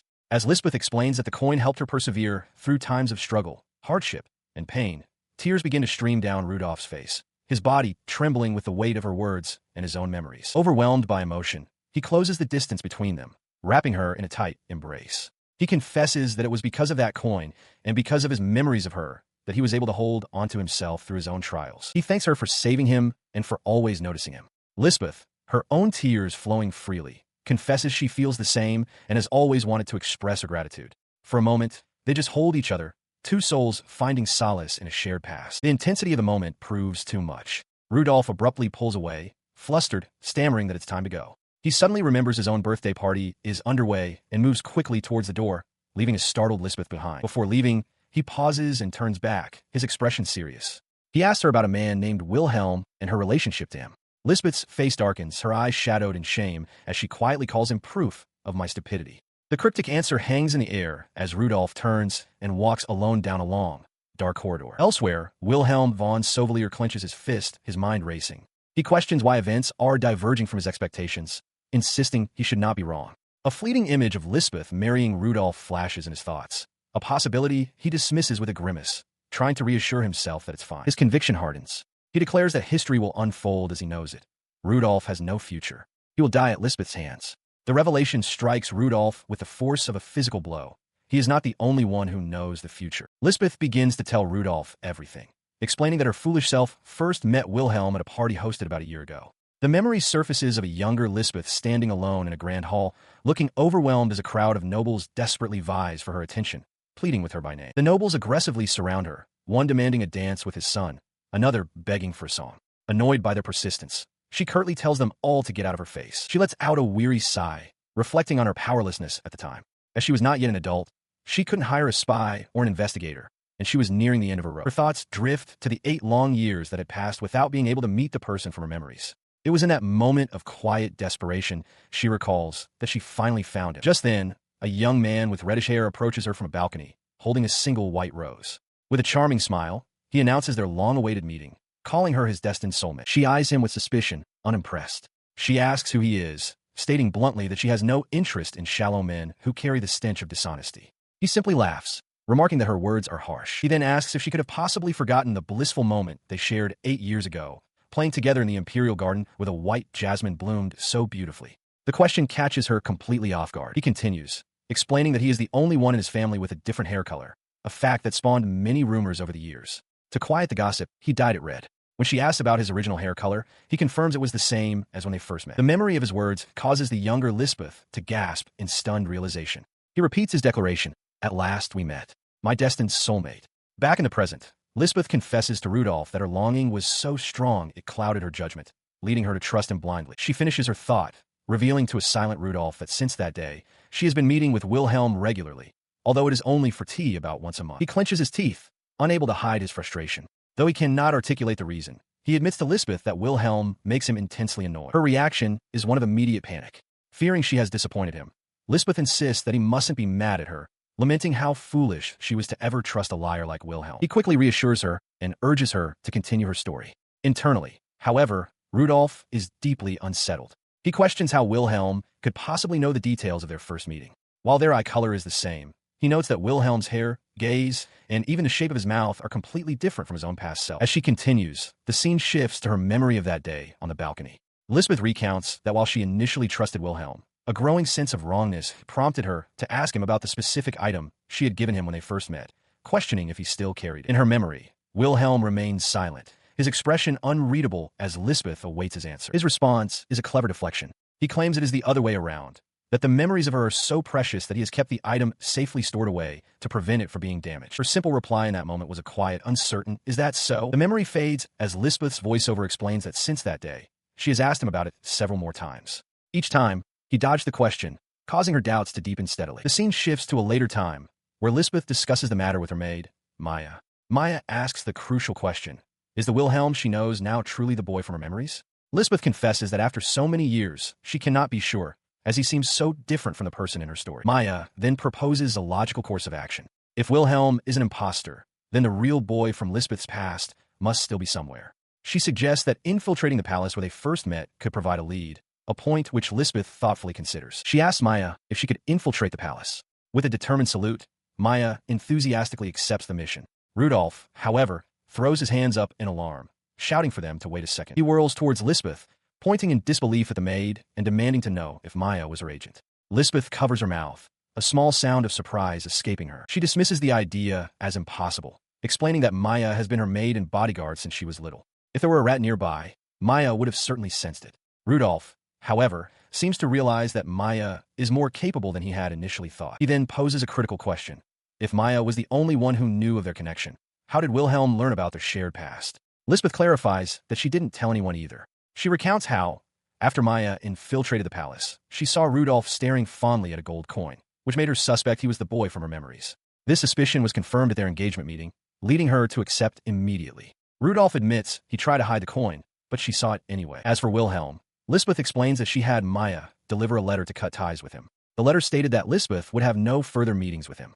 Wilhelm receives the news with disbelief, exclaiming at the suddenness of the decision. Standing in the doorway, Maya then presents him with a question. She asks him to identify the item that Lisbeth gave to him on the day they first met. His face darkens as he recalls that day. He answers that Lisbeth gave him a brooch. Maya's smiling expression suggests she now understands the situation completely, while Lisbeth, listening to the account, looks on with grim determination. Back in the present, Lisbeth concludes her story. With that final piece of evidence, it was confirmed that the man calling himself Wilhelm had been deceiving her all along. He turns away, his mind racing. He questions why Wilhelm knows some details, but not everything. A new possibility occurs to him. What if Wilhelm was also at the palace that day and saw them playing in the garden? He theorizes that Wilhelm might have seen her give him something, but not clearly enough to identify what it was. This would explain why he always dodged the question and, at the last moment, desperately answered a brooch. While some things still bother him, this explanation makes sense for now. More importantly, he wonders why Wilhelm would do all this, suspecting the answer lies elsewhere. He considered the immense power of the Falkrantz Marquis family, a symbol of military might within the empire. For any aristocrat or royal aiming to dominate the political landscape, their strength was a coveted asset. In the original history, after the death of the previous emperor, Wilhelm had leveraged their support to destroy the empire and forge a new kingdom. Marrying Lisbeth would mean securing that very same power for himself. A chilling thought then crossed his mind. Could the false Wilhelm scheme also involve having Lisbeth assassinate him? His train of thought was broken by Lisbeth's self-deprecating laughter. She suggested he must be disappointed in a foolish woman like her, but Rudolf immediately refuted the idea. He declared that she was not at fault. The blame lay with the man who had used and trampled on their shared memories. As they walked down a grand palace hallway, he gently told her to forget about that man. After all, today was her birthday party. Their entrance into the ballroom caused an immediate stir. The assembled nobles turned in unison, their faces a mixture of shock and disbelief. Whispers immediately spread through the crowd. While the guests acknowledged Lisbeth's beauty, they questioned why she would appear with someone like him, the Tyrant Prince. As they stood together, Rudolf noted that his engagement to Lisbeth had not yet been announced. Lisbeth confirmed this, explaining that while she didn't know the reason, the decision had come directly from the emperor. Rudolf then excused himself, saying he needed to greet the other guests. He stepped away, deciding it was better not to stir up any more rumors. For now, he would simply be a fly on the wall from a distance. He watched as Lisbeth was quickly approached by several other male nobles, who began to converse with her. The men fawned over her, but Lisbeth's expression grew distant. She looked away, clearly uncomfortable with the unwanted attention. As she stood surrounded, the party continued around her. Musicians played a lively tune on the cello and violin, filling the grand hall with elegant music. Couples took to the floor, moving gracefully to the rhythm, their hands clasped as they waltzed through the night. Watching them from the side, Rudolph considered the scene. He had always been alone at such gatherings, and he realized this was the first time he had ever truly paid attention to a dance. His mind raced with anxiety. The only dances he knew were from village festivals 300 years ago. The modern instruments and tempo made that knowledge useless. He worried he'd have to invent an excuse if asked to dance. At that moment, Lisbeth turned to him, her expression earnest, and asked, "Are you not going to invite me to dance?" He was completely flustered, stammering for a response. Lisbeth seemed to understand immediately, asking if he was worried because he had never danced before. He could only manage a choked confirmation. Her expression softened into a gentle smile. She told him not to worry and offered to be his first partner. Taking his hands, she began to lead, instructing him to straighten his back, listen to the music, and follow her rhythm. Their attempt was clumsy and awkward, drawing scornful looks from the other guests who muttered about the Tyrant Prince and his childish dance. As they moved, a noblewoman deliberately bumped into Rudolph, sending him stumbling before offering a false apology and walking away with a smirk. The whispers morphed into a monstrous chorus in his mind, mocking him as a filthy pig unworthy of Lady Lisbeth. His face froze in a mask of horror, unaware of his inner turmoil. Lisbeth simply smiled and suggested they try again. Her kindness only amplified his despair. He looked at her, a silhouette of them dancing alone under a spotlight flashing through his thoughts, and wondered if he could truly be with her like this. The thought festered as he considered their stations. She, a high-class flower, and he, a palace outcast. This reality, he felt, would never change. His fears were confirmed by the whispers of the crowd and the stern gaze of Lisbeth's father, the Marquis, who observed coolly that the prince clearly had no experience dancing. He reels from the public scorn, his mind plunging into darkness. A vision of his past self, Wilhelm, crowned and ruthless, flashes before his eyes. A desperate thought surfaces. Should he abandon this struggle and simply become the emperor, as he did in history? His dark thoughts are shattered by Lisbeth's gentle voice. She reminds him that when dancing, one is supposed to look at their partner's face. Her simple instruction cuts through his panic, startling him back to the present moment. He stammers an apology, flustered but determined. Agreeing to try again, he takes her hand once more, his expression a mixture of shock and resolve. With newfound focus, he looks directly into her eyes. He tells her that since she has always been looking only at him, he shouldn't look away from her. Lisbeth is visibly taken aback by his sudden intensity and confidence. Their gazes locked, their movements suddenly fall into perfect sync. The surrounding nobles murmur in astonishment, noting that they are now dancing properly. Marquis Faucrance observes keenly, realizing that it was Rudolph, the beginner, who had taken the lead and synchronized their breathing, an incredibly difficult feat. Ignoring the stunned crowd, they glide across the floor. A genuine, joyful smile finally breaks across Rudolph's face as they move together as one. In that moment, nothing else matters. They both close their eyes and laugh, completely lost in the pure delight of the dance. As the music comes to a grand finish, they strike a final pose. The hall, once filled with mockery, erupts into thunderous applause. Exhausted, Rudolph collapses onto a chair, panting with relief. He is just glad he managed not to embarrass Lisbeth. She approaches, beaming, and praises him for being a wonderful lead, saying she never would have guessed it was his first time. She offers to fetch him a drink. As she leaves, he has a moment of quiet reflection. He realizes that while the instruments and tempo were different, the melody and rhythm were strikingly similar to a village festival dance from his past life. A memory he thought useless had been his key to success. He recalled a time from his past life, a joyous festival where he, as Wilhelm, danced freely among commoners, their laughter and music filling the air. It was a simple memory, but it had been enough to get by. The memory faded, leaving him slumped in a chair, letting out a long sigh of relief. His brief respite gave way to a surge of determination. He knew he could do it. Even if history was set for him to die as the Dread Emperor, he resolved that he would be the one to rewrite it. This new future he envisioned was a small, happy one, a history where he could stay with Lisbeth forever. As he stood beside Lisbeth, lost in his hopeful thoughts, a voice cut through the air, asking to speak with him for a moment. The prince turned, startled by the sudden interruption. The man was none other than Marquis Douglas Faucrance, Lisbeth's father. The Marquis, his face a mask of stern intensity, apologized for not greeting the prince properly earlier. Rudolph, taken aback by the imposing figure, could only stammer a response, asking if there was something he needed. Meanwhile, across the room, another guest had been watching the prince's every move. The young noblewoman felt her cheeks flush, recalling the serious look on Prince Rudolph's face during the dance. She felt as if she could get lost in his amber eyes. Seeing him standing there, she approached with a glass of fruit water. She insisted he must be tired and urged him to drink, calling out to get his attention when he didn't seem to hear her at first. But Rudolph's attention was fixed on the Marquis, who had just made a startling declaration. He stated that he wished to request one match. Lisbeth and Rudolph stared in confusion. "Father!" Lisbeth exclaimed, while Rudolph wondered what the Marquis could possibly be plotting. At the Fockrantz estate, a sparring session that counts as training is arranged for Prince Rudolph. Marquis Douglas Fockrantz offers the young prince a wooden sword. Taking it, Rudolph is surprised by its weight, noting that it's his first time holding one. The Marquis, observing his hesitation, asks if something is amiss. He looks at the weapon in the Marquis's hand, pointing out that the wooden sword looks like it has been used for years. The Marquis's expression remains grim and unreadable. The Marquis confirms this, explaining that he has swung it 1,000 times a day since he was a child, making it a part of his daily routine. He grips the sword with immense force, his knuckles white. A wave of pure killing intent washes over Rudolph, and a single, terrifying thought flashes through his mind: death. He understands the source of the intimidating pressure. The Marquis clearly does not approve of their engagement. Rudolph recalls the Marquis's furious internal thoughts, his refusal to let that tyrant prince marry his daughter, Lisbeth. The Marquis remembered the Emperor's insistence that Rudolph find a wife, and resolved that if he could make it look like an accident during training, no one could blame him. Suddenly, Lisbeth runs between them, her arms outstretched to protect the prince. She begs Rudolph not to fight, warning him that her father is the Empire's strongest warrior, the Obsidian War Demon, whose opponents are turned into nothing but mangled corpses. Rudolph stares, shocked by the revelation. Despite her plea, he steels his resolve. He admits to himself that he is honestly scared, but he knows he cannot run from his challenge. The Marquis sternly orders his daughter to step back, but Lisbeth refuses.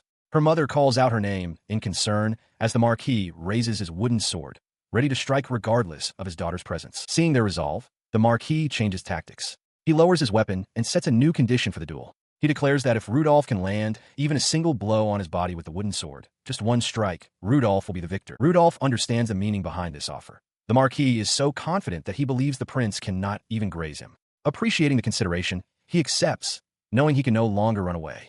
At the edge of the courtyard, Mrs. Fockrantz shouts for the duel to begin. He lunged forward, training sword held high, charging directly at the Marquis. Despite his determined expression, a single thought raced through his mind. He had never received any formal swordsmanship training. His lack of formal training, however, did not mean he was without skill. He screamed with effort, revealing that he had learned everything he knew by secretly observing the knight's training sessions and practicing through imitation. The Marquis watched his approach, his expression unchanging. In a flash, the Marquis moved.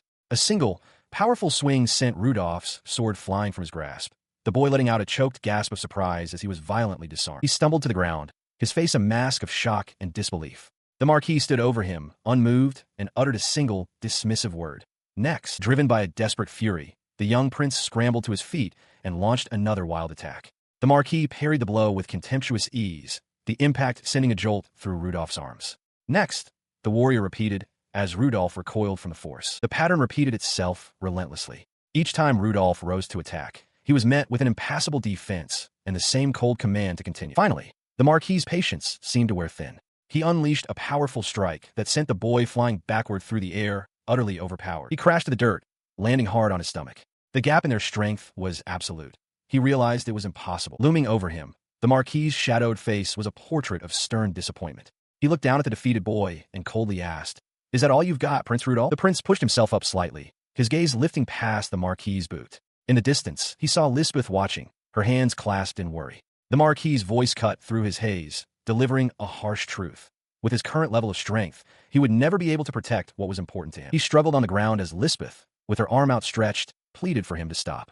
She begged Marquis Douglas not to interfere, her voice filled with desperation. Ignoring her cries, he used his wooden sword as a brace to push himself to his knees. His face was shadowed with grim determination as he remembered the vow he made to himself. He would resist his fate. His mind raced, recalling the original history he knew from the book. In that timeline, he would have died at the age of 25. However, his engagement to Lisbeth had fundamentally altered that course of events, creating a new, uncertain present. The stark realization hit him. By changing his own destiny, he was now in a position where his life could be taken at any moment. More importantly, Lisbeth, who now stood by his side, was also in danger because of him. With this understanding solidifying his resolve, he looked up at the imposing figure of the Marquis. He finally understood the man's purpose, asking if this brutal lesson was the reason for all. The Marquis simply watched him, a flicker of curiosity in his eyes. He continued, panting for breath, his voice strained but clear. He accused the Marquis of testing him, testing whether he possessed the strength and the resolve necessary to protect Lisbeth. Sweat and tears mingled on his dirt-streaked face, but his eyes burned with defiance. He declared, with all the energy he had left, that he could still go on. Fueled by this conviction, he let out a desperate cry and launched himself into the air, bringing his wooden sword down in a reckless overhead strike. From his vantage point, the Marquis calmly assessed the attack, noting that such a telegraphed thrust from an exhausted body would be simple to avoid. But as the sword descended, the Marquis's expression shifted to one of shock. He felt an undeniable pressure, a raw killing intent flowing from the boy. It was a force he could not simply ignore, compelling him to catch the blade with his bare hand. The wooden sword shattered against his palm, splintering into pieces. The Marquis stared at his hand and the broken weapon in utter disbelief, a stunned, "What?"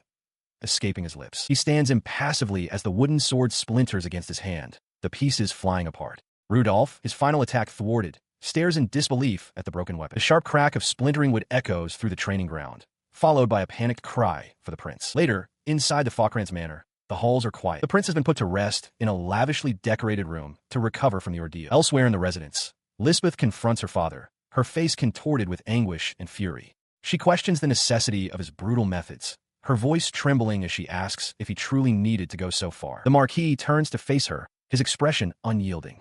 He explains that, considering the prince's position, he had no choice but to test him after the sparring match to see if Rudolph was truly worthy of being entrusted with his beloved daughter. She retorts, fiercely defending the prince.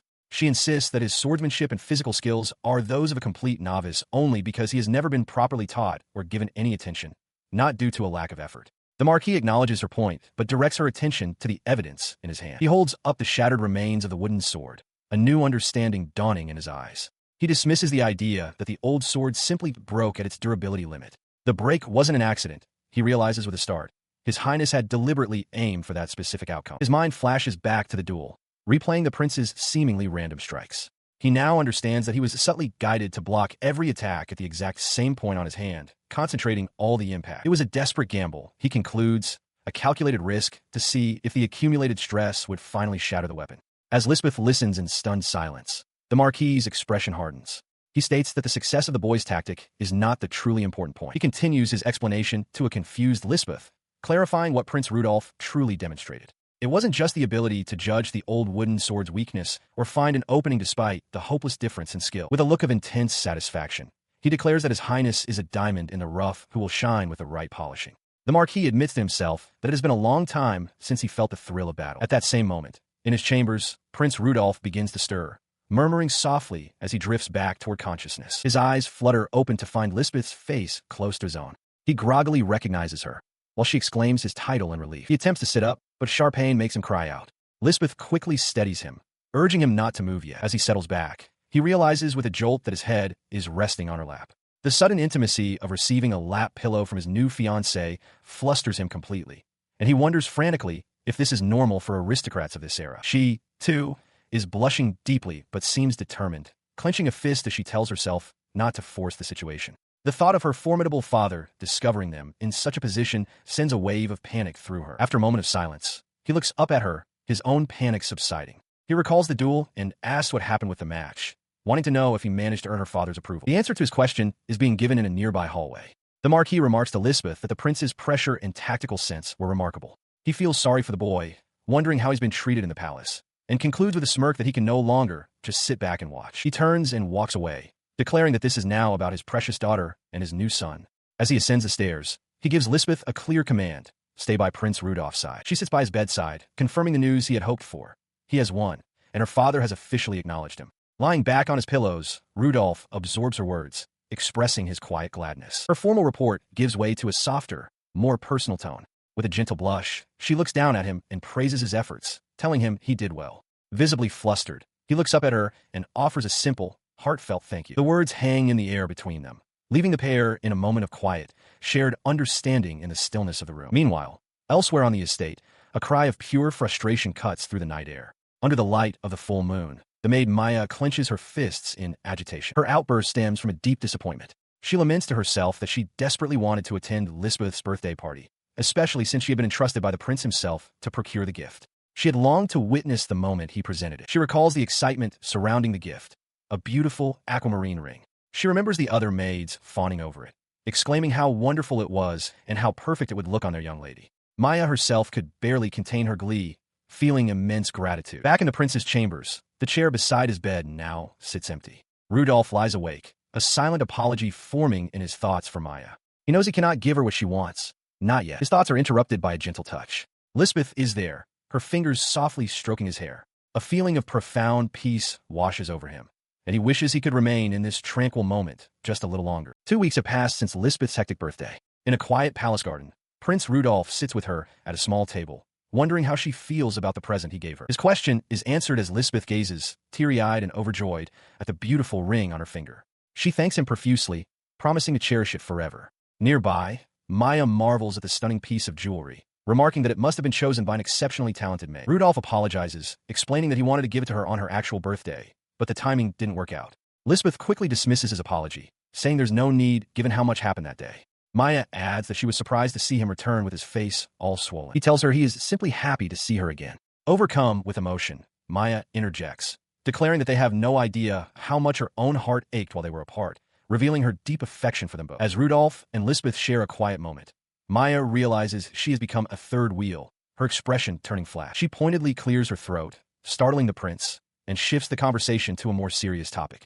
She asks Rudolph what he is planning to do from now on. Before he can answer, Rudolph glances around the gazebo, checking their surroundings. Maya reassures him, confirming that there are no eavesdroppers around. He accepts her assessment, but a different strategy forms in his mind. He actually wants his enemies to be listening in on this. He reveals his intention to join forces with someone from the royal family. His declaration startles Lisbeth. He specifies that he plans to approach one of his 3 older brothers. The political landscape of the empire is defined by these 3 figures. The first prince, Frederick, holds unshakable power through diplomacy, finance, and the backing of the central nobility. The second prince, Oscar, son of the second queen, commands the martial nobility and wields immense influence in wartime. And the third prince, Robin, is engaged to the daughter of a powerful house that guards the western border and its vital trade routes. Prince Rudolph explained the political landscape to Lisbeth. Each of his 3 older brothers is aiming for the throne, and to achieve that, they seek the power of the Falkrantz family, which commands the greatest military might in the entire empire. He reflected on his own sudden relevance. Until now, he had been powerless, but his engagement to Lisbeth had transformed him into a key figure in the succession struggle. The balance of power could now shift drastically depending on his actions. Lisbeth immediately understood the gravity of the situation, realizing that for the 3 princes, an alliance with him was the quickest path to the throne. Maya, however, voiced a different concern, asking if Rudolph planned to use this newfound leverage to elevate his own position within the Imperial palace. He casually leaned back, dismissing the idea entirely. Rudolph declared that he had no interest in the throne or any position of power. His true goal, he explained, was to join forces with someone who could guarantee his safety, and to make it widely known that he held no ambitions of his own. Lisbeth's expression cleared with understanding. This was why he had been so concerned about spies earlier.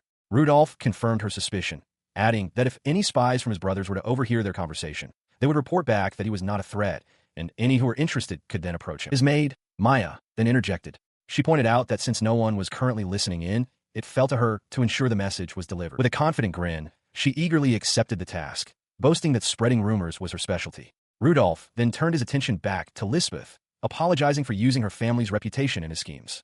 Lisbeth brushed it aside, noting that based on his words, it truly seemed he had no interest in the throne. If that was truly the case, she asked directly, what were his plans for the future? He admitted that his initial plan, formed right after he recovered from the poisoning, had been simple. He wanted no part of the throne or royal status. He merely wished for a small territory in the countryside where he could live a quiet life. Lisbeth perceived a shift in his tone and asked if he now felt differently. He confirmed that he did. He explained that even a peaceful life in the countryside was no longer a viable option. People would either try to use his position for their own gain or seek to kill him out of fear. As he spoke, Lisbeth's eyes widened with a profound realization. His goals had changed because he now had someone he felt the need to protect. As Lisbeth processed her realization, Prince Rudolph was consumed by a singular, burning desire. He wanted power, not for ambition, but to protect those he cared for and himself, to gain the strength to stand against any threat. His quiet intensity did not go unnoticed. Maya observed him and remarked to Lisbeth that the path he had chosen was definitely not an easy one. Lisbeth, however, simply let out a soft chuckle. She looked at the prince, dismissing his earlier self-doubt as a foolish question. She explained that she could see in his eyes the same strong heart and resolve he possessed that day. With unwavering confidence, she assured him that he would definitely make it through and that everything would be all right. Elsewhere, within the grand halls of the Zodiac Palace, matters concerning the young prince's future were already being decided. In the throne room, Marquis Douglas Falkrantz knelt before the emperor, expressing his gratitude for the audience. The emperor, looking down from his seat of power, dismissed the formalities and asked him to state his business. He began to explain that his visit concerned both Prince Rudolph and his own daughter, Lisbeth. The The Marquis noted that since they were both 14, they would be attending the Imperial Academy together the following year. He then made his formal request. In order to foster a better relationship between the two, he wished for Prince Rudolf to come and stay at the Fockrantz family residence. He pressed his case, arguing that if the prince was being treated poorly within the Imperial Palace, the Fockrantz family could protect him. More importantly, he added, a year would provide enough time to train the boy thoroughly. The Emperor listened, his expression unreadable as he considered the proposal. After a moment of silence, the Emperor slammed his hand down, his voice booming as he declared he would not allow it. The Marquis, shocked, demanded to know why. The Emperor stated firmly that Rudolf was still a prince of the Baldike Empire and could not live as a guest in a vassal's house. His official reason given, the Emperor's thoughts revealed his true motivation. He knew that if he were to lose his beloved son, his consort Beatrice would be heartbroken. The Marquis, still kneeling, could only look on in frustration, realizing the Emperor was thinking of that fox woman and that she would never approve. He listened as Marquis Fockrantz, still kneeling, presented an alternative.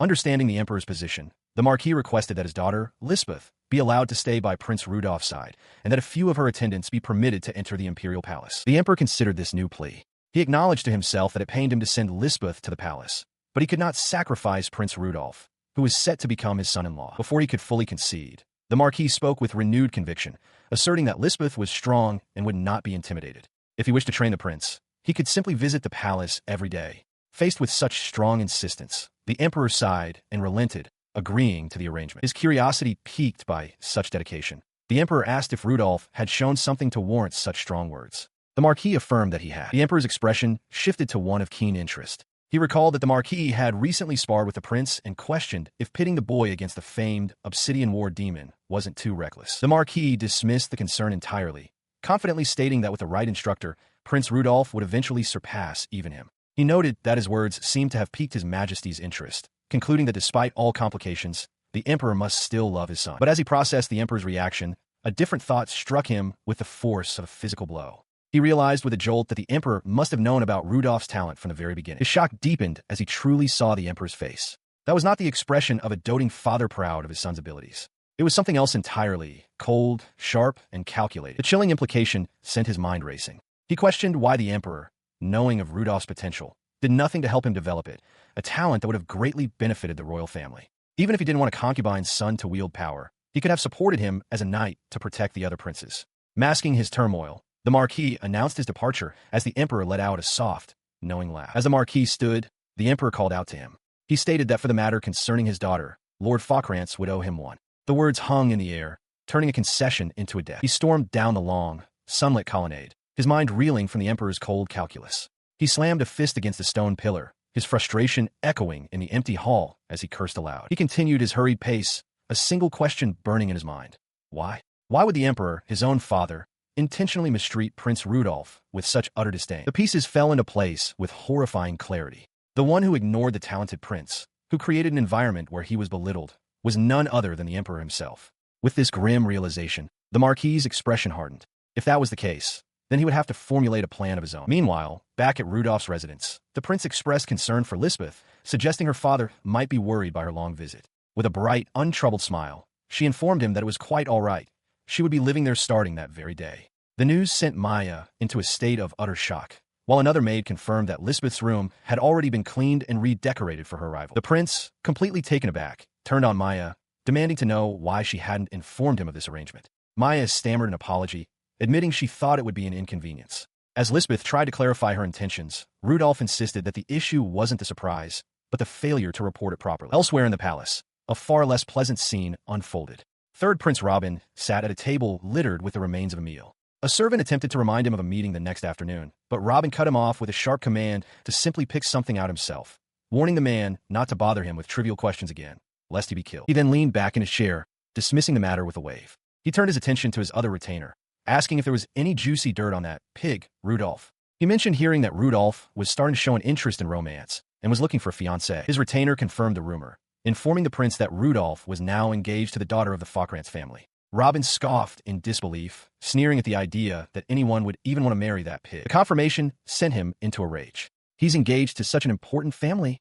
Robin bellowed, leaping to his feet and kicking the retainer who delivered the news. He seethed, declaring that the filthy pig was getting far too full of himself. His furious vows echoed from afar, a dark promise hanging over the unsuspecting trio.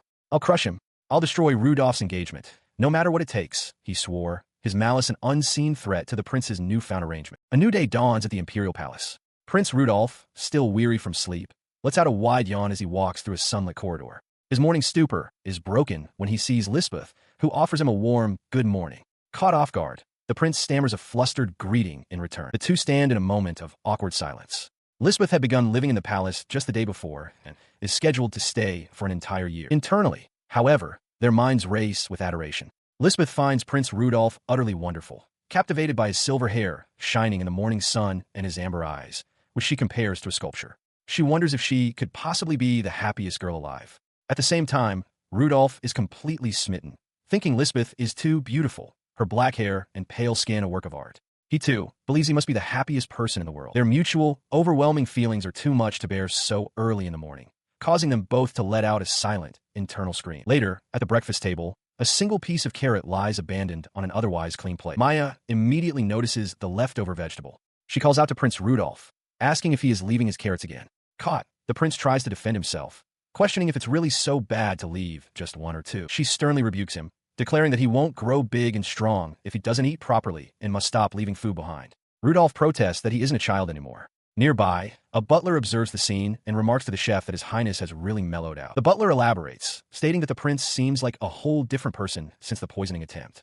The chef agrees, recalling that Rudolph used to fire any cook who dared to serve him carrots. He adds that Maya, standing her ground, is quite impressive. Holding the rejected carrot on her fork, Lisbeth turns to the prince. She asks him directly if he dislikes carrots, noting that this has been the case since they got engaged. He confirms it with a sheepish smile. Maya quickly interjects, pleading with Lisbeth not to spoil him. Lisbeth, however, calmly states that she doesn't mind and will take what's left, reasoning that the chef would prefer someone enjoyed the food. Her considerate words bring a warm smile to the chef's face, while Maya looks on, utterly stunned. Having finished his meal, he slams his fist decisively on the table, startling the nearby staff. Maya flinches in surprise while the butler and chef look on with wide-eyed shock. The shock gives way to astonishment. Maya exclaims that it's a miracle Prince Rudolph ate a carrot. Lisbeth simply offers a warm, pleased smile, and the butler claps his hands together, praising her accomplishment. Beaming with pride, Rudolph strikes a confident pose. Watching him, Maya remarks to another maid that with Lisbeth as his fiancée, his highness will surely be all right. Elsewhere, the chef expresses his profound relief to the butler. He is glad not to have been fired, noting that nearly half the staff were dismissed during a recent downsizing orchestrated by Maya to remove those with ill will toward the prince. Later, in a grand, sunlit hall, Rudolph's voice calls out, seeking Lisbeth's attention. He approaches her somewhat nervously, asking if she would like to go for a walk to a place he wishes to show her. Lisbeth's initial surprise blossoms into pure delight, and she accepts with overwhelming enthusiasm, declaring that a walk sounds lovely and they should depart immediately. As they begin to walk, a blush creeps onto Rudolph's face as he worries if his invitation seems strange. Beside him, Lisbeth is internally ecstatic, her heart pounding with the realization that His Highness himself invited her out. He leads her into a beautiful palace garden, where she holds a parasol against the sun. From a distance, Maya watches them, a gentle, knowing smile on her face as she recognizes their destination. Rudolph turns to her and asks if she remembers the place. Tears welling in her eyes, Lisbeth confirms that she does. She reveals that it was here, 9 years ago, that she first met him, and the garden hasn't changed one bit. The memory hangs in the air, focused on the quiet, sun-dappled path lined with trees where their history began. Her memory drifts back 9 years, to a day when a young Prince Rudolph, full of life, pulled her by the hand through a field of flowers. He knelt before her in the sun-dappled garden, carefully weaving a crown of white blossoms as she watched, holding a single flower herself. The simple gift brought radiant smiles to both their faces, a moment of pure, shared joy. Back in the present, Rudolph suggests they return, mentioning that Maya should have tea ready. Lisbeth agrees, but then realizes with a start that she has forgotten her parasol. As she apologizes, Rudolph insists he will retrieve it for her. He walks back with a sigh of mild exasperation, but his steps halt abruptly as he notices someone standing near a pillar. The figure steps out of the shadows, revealing himself to be third Prince Robin, who remarks with a sneer what a coincidence it is to run into a filthy pig in such a place. Rudolph is stunned, questioning why his brother is there, recalling that Robin was supposed to be under house arrest. He lunges forward, grabbing Rudolph by the collar and slamming him against the pillar. Rudolph wonders if this is for revenge, but Robin dismisses the thought. With a menacing grin, he adds that something more important has come up, Rudolph's recent engagement. Rudolph remains silent, his mind racing. He had anticipated that one of his brothers would make a move sooner or later. He just hadn't expected Robin to be the first. He deduces that Robin's goal is likely to form an alliance with the Faukrant's house in exchange for ceasing his violent provocations. His brother's face twists into a shadowy, predatory smile as he makes his demand clear and simple. Hand her over. Your fiancé. Rudolph, confused, points out that Robin already has a fiancée and questions if he is cheating before the wedding. Robin scoffs at his naivete, reminding him that it's not unusual for royalty to have concubines. He cruelly adds that Rudolph, as the son of a mere concubine, shouldn't act so high and mighty. With a wide, unsettling grin, third Prince Robin continues his tirade. He tells the filthy pig to listen well, declaring that Rudolph doesn't get to have everything for himself. He makes his intentions clear. Rudolph's fiancée is included in what he'll take. She is his, and he will not allow it to be otherwise. Rudolph stares back, his expression twisting in revulsion. He realizes this is the man they call the third prince, Robin, and the reality is far worse than he had imagined. To him, Robin is nothing more than simple-minded and vile. He calmly states that it is enough, but Robin only scoffs, asking if he's finally going to talk back. In that moment, Rudolph understands his brother's true motive. This isn't about gaining the Falkrant's military power. Robin simply cannot tolerate the idea of Rudolph's status rising. Declaring it a little brotherly fight, Robin lunges forward with a roar, telling the pig to brace himself as his fist flies toward Rudolph's face. Third Prince Robin snarls in fury as a metal hook is thrust towards his face. In an instant, he is sent flying backward through the air, a dark, whip-like force striking him with incredible power as Rudolph and Lisbeth watch in astonishment. The impact sends him crashing headfirst into the stone ground. Before he can recover, a heavy iron gate collapses from above, slamming down upon him. Rudolph and Lisbeth are stunned into silence, while Robin chokes on the ground, wondering what just happened. He struggles to his feet, cursing Lisbeth and demanding to know how she knew his identity. She stands over him coolly, remarking that she was merely startled when he seemed to lose his footing and fall. She then formally introduces herself. Lisbeth, eldest daughter of the Falkrantz family and fiancée to Prince Rudolph. Her calm demeanor vanishes, replaced by a chilling intensity. She warns Robin that if anything happens to Prince Rudolph, she will kill him. A moment later, her expression shifts to a bright, unnerving smile as she expresses her excitement to get acquainted, leaving Robin terrified and Rudolph flustered. After the incident, they reported that they had found Prince Robin unconscious from fall. As a servant rushes to the downed prince's side, Rudolph and Lisbeth calmly walk away, returning to the Scorpio Palace. Back in Rudolph's study, their quiet return is interrupted by an indignant Maya, who bursts in demanding to know why they left her behind. He apologizes, admitting he wanted it to be just the two of them. He finds it interesting that her true, protective feelings are showing. Lisbeth promises Maya can join them next time, prompting the flustered maid to think that if she had been there, she never would have let Robin get close. As Maya serves tea, Rudolph dismisses the idea of an alliance with his brother. He explains that joining forces with Robin was never an option, as he has already aligned himself with their older brother, first Prince Frederick. Lisbeth considers this, concluding that their only remaining potential ally is the second prince, Oscar. Rudolph, however, quietly reflects that the main reason for his actions was that Robin had tried to lay hands on Lisbeth. He looks up, his expression firm, and corrects her. The one he has his sights on is not Oscar, but the first prince, Frederick. The declaration hangs in the air, leaving Lisbeth utterly shocked. He confidently reassures his companions that everything will be fine, as he knows exactly what is happening. He explains that his brother, Robin, harbors a near-deranged jealousy and a severe inferiority complex toward their other brother, Frederick. Continuing his analysis, Rudolph details the root of the issue. Their birth mother, first Empress Alicia, is utterly devoted to the gifted elder brother. Frederick is superior in every way, possessing brilliance, talent, and overwhelming charisma, leaving no hope for Robin in his mother's eyes. This has rendered Robin's emotional state so fragile that he can only maintain his balance by having someone to look down upon. He then poses a question to Lisbeth and Maya, whose expressions shift to shock. What do they think will happen if someone like him, the so-called filthy pig, joins forces with Frederick?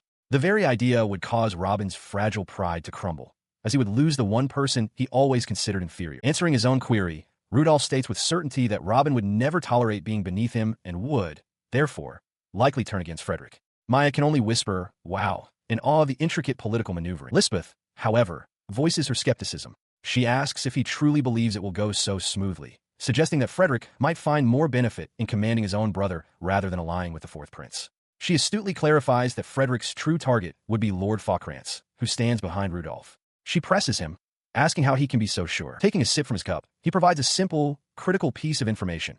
Because Brother Frederick has no military power. He recoils slightly, the beverage hotter than expected. He elaborates, revealing knowledge from the historical epic.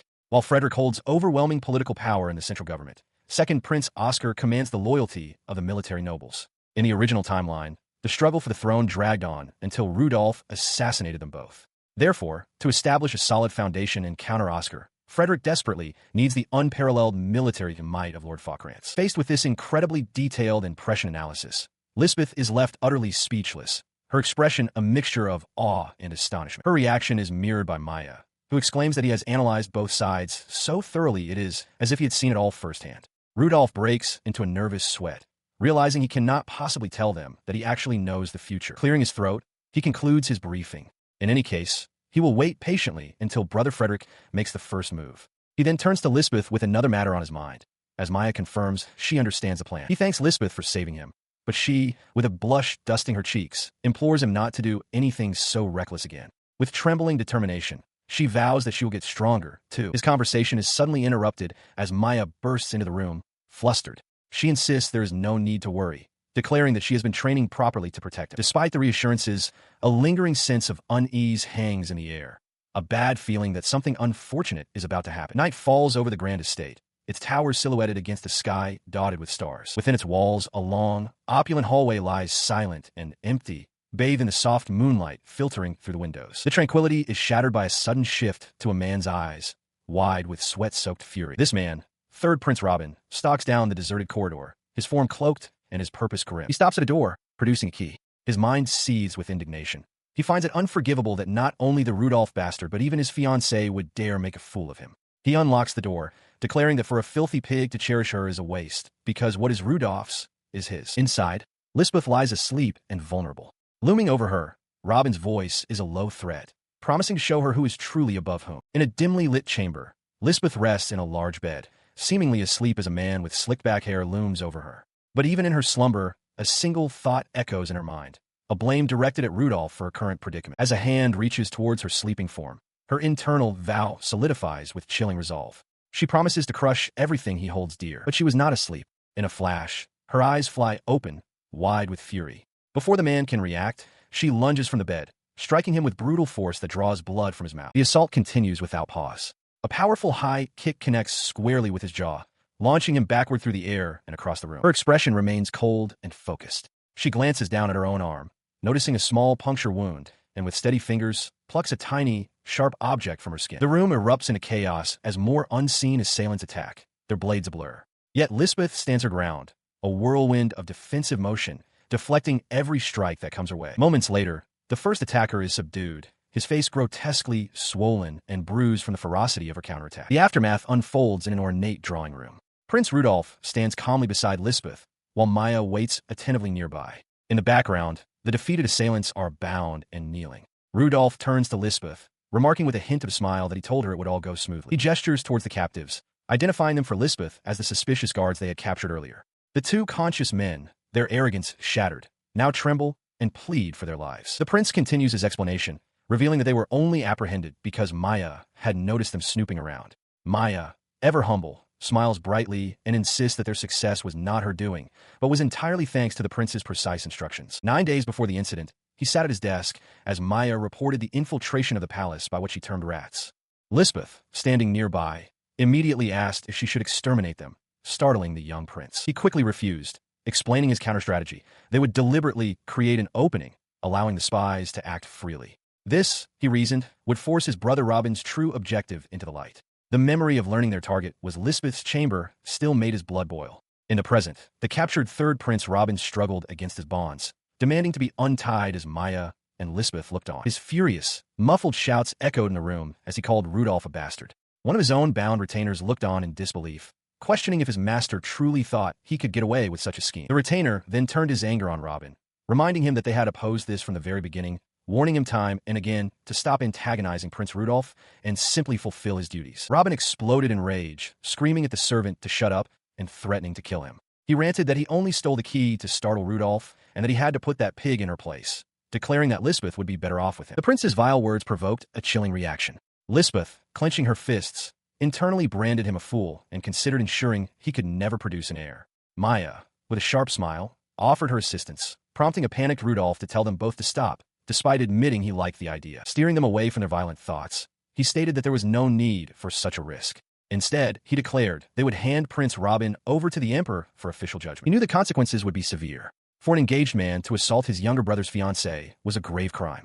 Robin's engagement would be annulled, and he would face years of confinement, or at worst, banishment from the Imperial family, an unprecedented scandal. Despite the certainty of this punishment, Lisbeth seemed concerned, asking if he was truly okay with this outcome. Rudolph smiled, assuring her that as long as Robin was gone from his sight and she was unharmed, that was enough. Yet, a flicker of trouble remained in his eyes. His gaze fell upon Robin's 3 retainers, still kneeling in their bonds.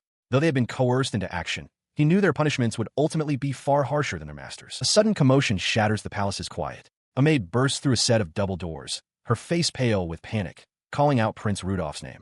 She warns him that something terrible has occurred, a situation that could, in some cases, even lead to death. The young prince freezes, his eyes wide with alarm. The cause of the alarm immediately becomes clear. Standing before him with an air of unshakable authority is the first empress of the Baldike Empire, Alicia, the mother of his half-brothers Robin and Frederick. Flanked by her own maids, she offers a placid greeting. "Good day. It has been some time, Prince Rudolph." The prince and Maya can only stare, utterly shocked by her sudden appearance. He quickly processes the situation, his mind racing. He wonders what could possibly bring the empress to his palace. The only logical conclusion is that her network of spies has already informed her of the recent incident. Yet her arrival is unervingly swift. Her voice, deceptively sweet, cuts through his thoughts. She explains that she heard a commotion and her curiosity was piqued, demanding to know the meaning of a scream she heard. Her polite inquiry barely conceals a deep-seated contempt. She leans in slightly, her gaze sharp and calculating. The empress issues a veiled threat, stating that depending on his answer, this entire affair could easily become a matter of his personal credibility. He lowers his head for a moment, collecting his thoughts. He realizes she has made her move first, fully aware that Robin is being held here. Turning to a confused Maya, he clarifies the political reality of the situation. As the administrator of the Scorpio Palace, he is solely responsible for any trouble that occurs within its walls. With his resolve hardened, he prepares to reveal the truth of the matter. He faces the Empress, a confident plan forming in his mind. This, he realizes, is his chance. He begins his explanation, stating that a rat managed to slip into the palace the previous night. While they successfully captured it, he adds, the guards are struggling to restrain the rampaging creature. Intrigued, Empress Alicia calls it a troublesome little rat and coolly asks him to hand it over to her. He recognizes her true intention immediately. Her goal is to rescue Robin. He thinks to himself that it won't be so easy, wryly noting that he was just considering keeping a pet in the Cancer Palace. The situation, he concludes, is indeed troubling. He stands his ground, directly refusing her demand. He explains that if he simply lets the rat go, he will have no explanation for the Emperor. He declares the incident a failure of his own management, as she herself pointed out moments ago. Unfazed, Empress Alicia offers a solution. She will personally take the rat into her care, assuring him that His Majesty will surely understand if she is the one to explain the situation. He sees through her ploy instantly, disgusted by her shamelessness. If he hands Robin over so easily, the entire incident will be buried, and the retainers who were coerced into the plot will likely face the full, unmitigated punishment. He rejects her offer internally and resolves to pursue a different path. He faced the Empress and her retinue, holding up 3 fingers. He announced that he had 3 requests to make of her. If she would hear them, he would then hand over the captive prince. Her initial surprise gave way to a faint, amused smile. She questioned if 3 requests weren't a bit too greedy. Beside her, Maya and Lisbeth looked on in shock, realizing he was using Prince Robin as a bargaining chip. He, however, did not see it that way at all. With a firm gaze, he asserted that he was the one taking a risk by acceding to her wishes, and that she should see his proposal as generous. After a moment of silent consideration, the Empress relented. She agreed to hear his terms, prompting him to state his requests. He began, stating his first request, that Prince Robin be kept outside the Scorpio Palace so he could no longer cause trouble there. His second request was for Empress Alicia to treat the entire incident as if it had never happened. The Empress found the first condition acceptable, but Rudolph clarified that the second meant carrying on as though nothing had changed since the day before. The implication of this was clear. The men from the Taurus Palace, Robin's retainers who were currently bound, were also to be treated as though nothing had transpired. She found this condition unexpectedly agreeable, remarking that it was very well played. The Empress conceded that having people executed simply for serving Robin would be a dreadful affair. Rudolph offered a simple thank you. With 2 conditions met, she inquired about his final request, expressing hope that it would be of mutual benefit like the first 2. Internally, she acknowledged that sparing Robin's retainers avoided unnecessary discord, making it a gain for her as well. His demeanor shifted, a shadow falling across his face as a slight smirk appeared. He began by reminding Empress Alicia of something she was already aware of, that he felt out of place in the palace. He continued, explaining that it was only natural for him to be despised, as someone of his background could never be truly welcomed. His mother, he recounted, was merely the emperor's concubine, yet she had dared to demand an inheritance for her illegitimate child, as if asking for a precious jewel. Prince Rudolph speaks directly to Empress Alicia, apologizing for his roundabout approach. The Empress, unmoved, cuts to the heart of the matter, asking what he is trying to say and whether he is simply asking for improved treatment. He clarifies that this is not his intention, urging her not to worry Lisbeth. He explains that he knows his place and had once wished only to live a quiet life, far from the burdens of the throne. That, he reveals, was his desire up until a certain point. He continues, explaining that his engagement to Lisbeth has inevitably secured him the support of Marquis Faucrance. He proposes using this new political standing as an opportunity to mend ties with his estranged brother, strengthening their bond. This, he states, is the true intention behind his third request. With his purpose laid bare, he declares his ultimate goal, to form an alliance with Frederick, requesting that she mediate between them. Turning, he walks away down the grand corridor. Alicia watches him go, musing that she came to deal with a rat, only to receive such bold requests from the prince himself. A faint, intrigued smile plays on her lips. She announces her decision, agreeing to accept all of his requests. Rudolph offers a polite thank you, though he internally scoffs at the notion that the cold-blooded Frederick could feel any kindness. The Empress adds that Frederick will be delighted, claiming he has always been concerned for Rudolph. He then asks if he can entrust the matter of the rat entirely to her and prepares to take his leave. As he turns, however, Alicia stops him, stating that she has one question for him. She asks what he thinks about his mother. Rudolph's response is immediate and cold. He thinks nothing of her. He states plainly that she is herself, and he is himself, before walking away. His stark words leave the Empress in silent contemplation. Later, the door to Rudolph's room is thrown open with a crash. Maya stands in the doorway, shouting out for her mother and accusing Rudolph of scheming. The sudden, furious intrusion shocks Rudolph, Lisbeth, and Maya herself. Her outburst hangs in the air. Maya looks distraught, while Rudolph and Lisbeth turn back towards her, their faces etched with surprise and confusion. The scene shifts to a sunlit palace courtyard, where two figures are seen sparring intensely with swords. The view then widens to a tall, stately tower, a silent testament to the ambitions now set in motion within its walls. During a strenuous swordsmanship lesson, Marquis Faucrance parries a blow from Prince Rudolph. The Marquis remarks on the misfortune the young prince has suffered, and Rudolph, straining with effort, can only manage a breathless agreement. As their blades remain locked, the young prince inquires about the status of Empress Alicia. The Marquis informs him that she has already dispatched his brother, Prince Robin, to the academy dormitory. With a sudden, powerful swing, the Marquis shatters Rudolph's wooden practice sword, remarking that his strike was, in his view, a bit too lenient.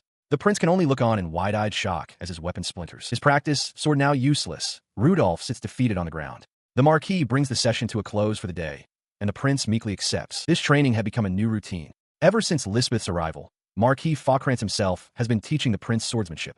For Rudolph, it is a heaven-sent opportunity to grow strong enough to protect Lisbeth with his own hands. Despite this resolve, during a break with the Marquis and Lisbeth, Rudolph feels a pang of guilt for making the Marquis spend time on someone as weak as him. He reaffirms his commitment to grow stronger, addressing the Marquis with the earnest title of Father. The conversation at the table turns to the recent political events. Maya insists that with Empress Alicia's personal arrival, there was no choice but to hand over Lord Robin. Lisbeth concurs, adding that conflict would have been certain without making concessions. He quietly interjects, his head bowed in shame. Rudolph tells them that he already knows and that they don't need to remind him of his difficult decision. It is the Marquis who breaks the heavy silence, surprising Lisbeth. He states that he doesn't mind Rudolph using his name as leverage in the negotiation. He explains that he noticed how fervent the prince was in his training and understood it was for a greater purpose. He continues, his stern expression suddenly melting away into a booming, joyous laugh. The Marquis declares that, far from being angry, he is actually overjoyed to see how rapidly his highness is improving. Rudolph can only stare, utterly stunned by the revelation. He sat across the table from Marquis Faucrance, who broached a direct question. The Marquis stated he had heard that despite holding the right of succession, the prince had no interest in the throne. Rudolph, taken aback, could only confirm, yes. He elaborated on his answer, confirming that the Marquis's information was correct.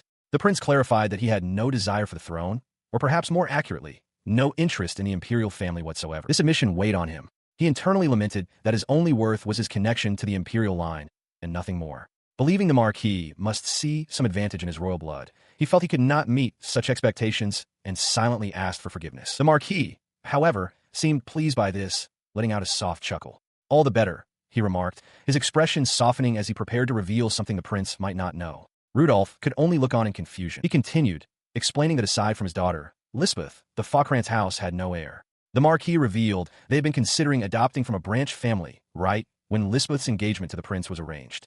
He then paused, looking at Rudolph, and posed a condition. If you are willing. The Marquis then made his proposal explicit, asking directly if Rudolph would be willing to join the Faucrance family as an adopted son-in-law. The prince stared, his hands gripping the edge of the table in shock. The weight of the offer crashed down on him. A stunning realization dawned. If he were to marry into the Marquis's household, he would be freed from his imperial status. Despite this incredible opportunity, he hesitated. He questioned if it was truly acceptable for someone like him, believing himself to be a weak man with nothing to offer. His self-deprecation was met with a sudden, booming laugh from the Marquis, who threw his head back in amusement before asking what on earth the boy was talking about. The laughter subsided, and the Marquis leaned forward, his expression earnest. He praised the prince, noting that while his training was new, his judgment and adaptability were remarkable. With continued discipline, the Marquis predicted he would surely surpass all other swordsmen of his age within half a year. Rudolph, flustered by the high praise, dismissed it as flattery. But the Marquis's demeanor shifted dramatically, his face hardening into a mask of absolute seriousness. He declared that when it came to martial skill, he spoke only the truth. Beside him, Lisbeth affirmed her father's assessment with conviction. Praise for the young prince continued. He was commended for his gentle heart, his mercy towards servants, and his splendid handling of the negotiations with Empress Alicia. Lisbeth, in particular, expressed her certainty that in time, he would even surpass the legendary hero as a swordsman. Overwhelmed by their faith in him, Rudolph could only offer a quiet thank you. The Marquis firmly stated that neither he nor his daughter thinks the prince has no value. Rudolph looked up, tears welling in his eyes. A single tear escaped and fell. Lisbeth's voice was gentle but firm as she implored him. Your Highness, please don't think yourself worthless. To me, you are irreplaceable. Her words broke through his defenses, and he began to cry, overwhelmed with emotion. As the Marquis placed a comforting hand on his head and Lisbeth smiled warmly at his side, a profound realization dawned on the young prince. He had found a true family. The scene shifts to a different time, a different place. Under the light of a full moon, the grand Sauvelier Manor stands silent. From within its long, dark corridors, the sound of a man's heartbroken sobs echoes. Inside, a man weeps over a flower-adorned coffin, crying out his son's name. Patrick, why did it have to be you? Standing behind him is the deceased twin brother, his face a mask of cold fury. He seethes, remembering how his wretched father doted only on Patrick because he, the surviving son, was born with red hair. He thinks with venomous rage that now he is the one to inherit the Sauvelier house, wishing that Wilhelm had died instead. In a sudden, horrific explosion of violence, an axe blade smashes through the grieving father's skull, silencing his cries in a spray of blood. The red-haired son stands over the body, laughing maniacally. He declares that he will succeed without fail, becoming a hero whose name is etched into history. He holds a book, identical in appearance to Rudolph's, and reveals the source of his confidence. He possesses knowledge of a history that no one else knows. 3 months after the negotiation with Empress Alicia, Prince Rudolph's training with Lisbeth has yielded visible results. The two spar intensely with staffs in a courtyard, their movements swift and powerful. Exhausted, they collapse to the ground, breathing heavily. Rudolph admits that his newfound strength is thanks to her and her father's guidance. Their rest is interrupted by Maya, who congratulates them on their practice. She holds out an ornate, wax-sealed envelope, informing the prince that a letter has arrived for him. Rudolph is surprised to see that it is from Empress Alicia. As he opens it, Lisbeth asks what the Empress has written, guessing it concerns establishing friendly terms with Prince Frederick. Rudolph reads the contents and confirms her suspicion. The Imperial New Year's celebration will be hosted at the palace this week, and it seems he will finally meet his older brother. The event is to be held at the Grand Zodiac Palace, which stands illuminated against the night sky under a crescent moon. Inside, the main hall is a breathtaking sight of vaulted ceilings and towering pillars. Scores of nobles in their finest attire mingle and converse, filling the vast space with an air of anticipation. The attention of every guest turns towards the grand staircase, their faces alight with expectation for the proceedings to begin. From a high balcony overlooking the hall, Emperor Karl I Baldike raises a glass. He thanks the assembled nobility for their attendance and welcomes them to celebrate the dawn of a new year for the empire. He then announces his intention to introduce his beloved family, calling for a round of applause. As the crowd applauds, the imperial family begins their descent. First Empress Alicia walks with regal poise, followed closely by the second Empress, Katerina. Following them is the Emperor's beloved concubine, Beatrice, who apologizes flamboyantly for her tardiness. Her revealing gown and audacious presence cause a stir among the guests, who whisper disapprovingly about her vulgarity and how she tarnishes the royal family's dignity. The murmuring is abruptly silenced by the arrival of the final two figures. First Prince Frederick and second Prince Oscar make their entrance, their imposing presence commanding the immediate and total attention of the entire hall. He and his brother, second Prince Oscar, immediately became the center of the court's attention. Whispers circulated among the nobles, praising first Prince Frederick's charm and his top-of-the-class performance at the Imperial Academy. Others commented on Oscar's handsome features, speculating that his swordsmanship surpassed even Frederick's. The gossip also touched upon the absent third prince, Robin, whose engagement to the Anderson family was apparently cancelled, a development thought to be a heavy blow for his mother, Empress Alicia. As these whispers filled the hall, Prince Rudolph made his own entrance, arm in arm with Lisbeth Falkrantz, turning heads and sparking a new wave of commentary. Some nobles reacted with disdain, questioning why the daughter of the Falkrantz family would be with someone like him. Others, however, noted that the rumors were true. Since the assassination attempt, Rudolph had changed completely, becoming a person of real character. He overheard the most venomous of the comments, that it was disgraceful for the son of a prostitute to be part of the royal family. The words hung in the air, followed by the insinuation that now, with his growing power, there was no telling what he might do. The speculation among the nobles continued. They discussed rumors that Rudolf might be adopted by the Falkrantz family. Should that happen, they reasoned, he would lose any claim to the throne and the dignity of the imperial line would be preserved. This talk highlighted the central political question hanging over the court. Which side would Prince Rudolf take? His allegiance, whether to Prince Frederick's faction or Prince Oscar's, was seen as the deciding factor that would greatly shift the balance of power among the heirs. Rudolf, however, was not merely a passive subject of these rumors. He internally thanked his maid, Maya, for spreading them just as he had intended, even the more distasteful content. He leaned toward Lisbeth, quietly instructing her to pay close attention to his movements. Across the hall, Empress Alicia watched their every move with a sharp, calculating gaze. He knew the moment was right. With all eyes fixed on him, he anticipated that the next part of his plan should happen any second. Just then, a voice called out his name. Empress Alicia's intense stare never wavered. The voice belonged to second Prince Oscar. He approached the pair and offered congratulations on their engagement. Standing beside Rudolf, Lisbeth gave a slight curtsy and formally introduced herself as his fiancée, Lisbeth Falkrantz. His brother then extended an invitation, holding a glass of wine. He suggested they find a place to talk for a moment, remarking with a smile that Rudolf was certainly old enough to drink now. But Rudolf, with a cheerful expression, politely refused. He apologized to his brother, explaining that he had a prior engagement. At that very moment, Empress Alicia intervened, stating that Prince Frederick was waiting. She instructed Rudolf to follow her. Oscar was left standing alone, a flicker of surprise on his face, as the first Empress led Rudolf and Lisbeth away. He walked away from the confrontation, a small smile playing on his lips as he inwardly thanked his brother. Oscar's public invitation had been the perfect assist. The young prince reflected on the shocking turn of events. He, who had never been noticed by anyone, had been sought out by his own brother, only to refuse him in favor of a meeting with Frederick. The message to the watching nobles was unmistakable. Prince Rudolf had joined the first prince's faction. With each deliberate step, he felt closer to his goal. Once word of his new allegiance spread, his tarnished reputation would surely improve, bringing him that much closer to a peaceful life. His thoughts were interrupted by Lisbeth, who approached with a look of concern.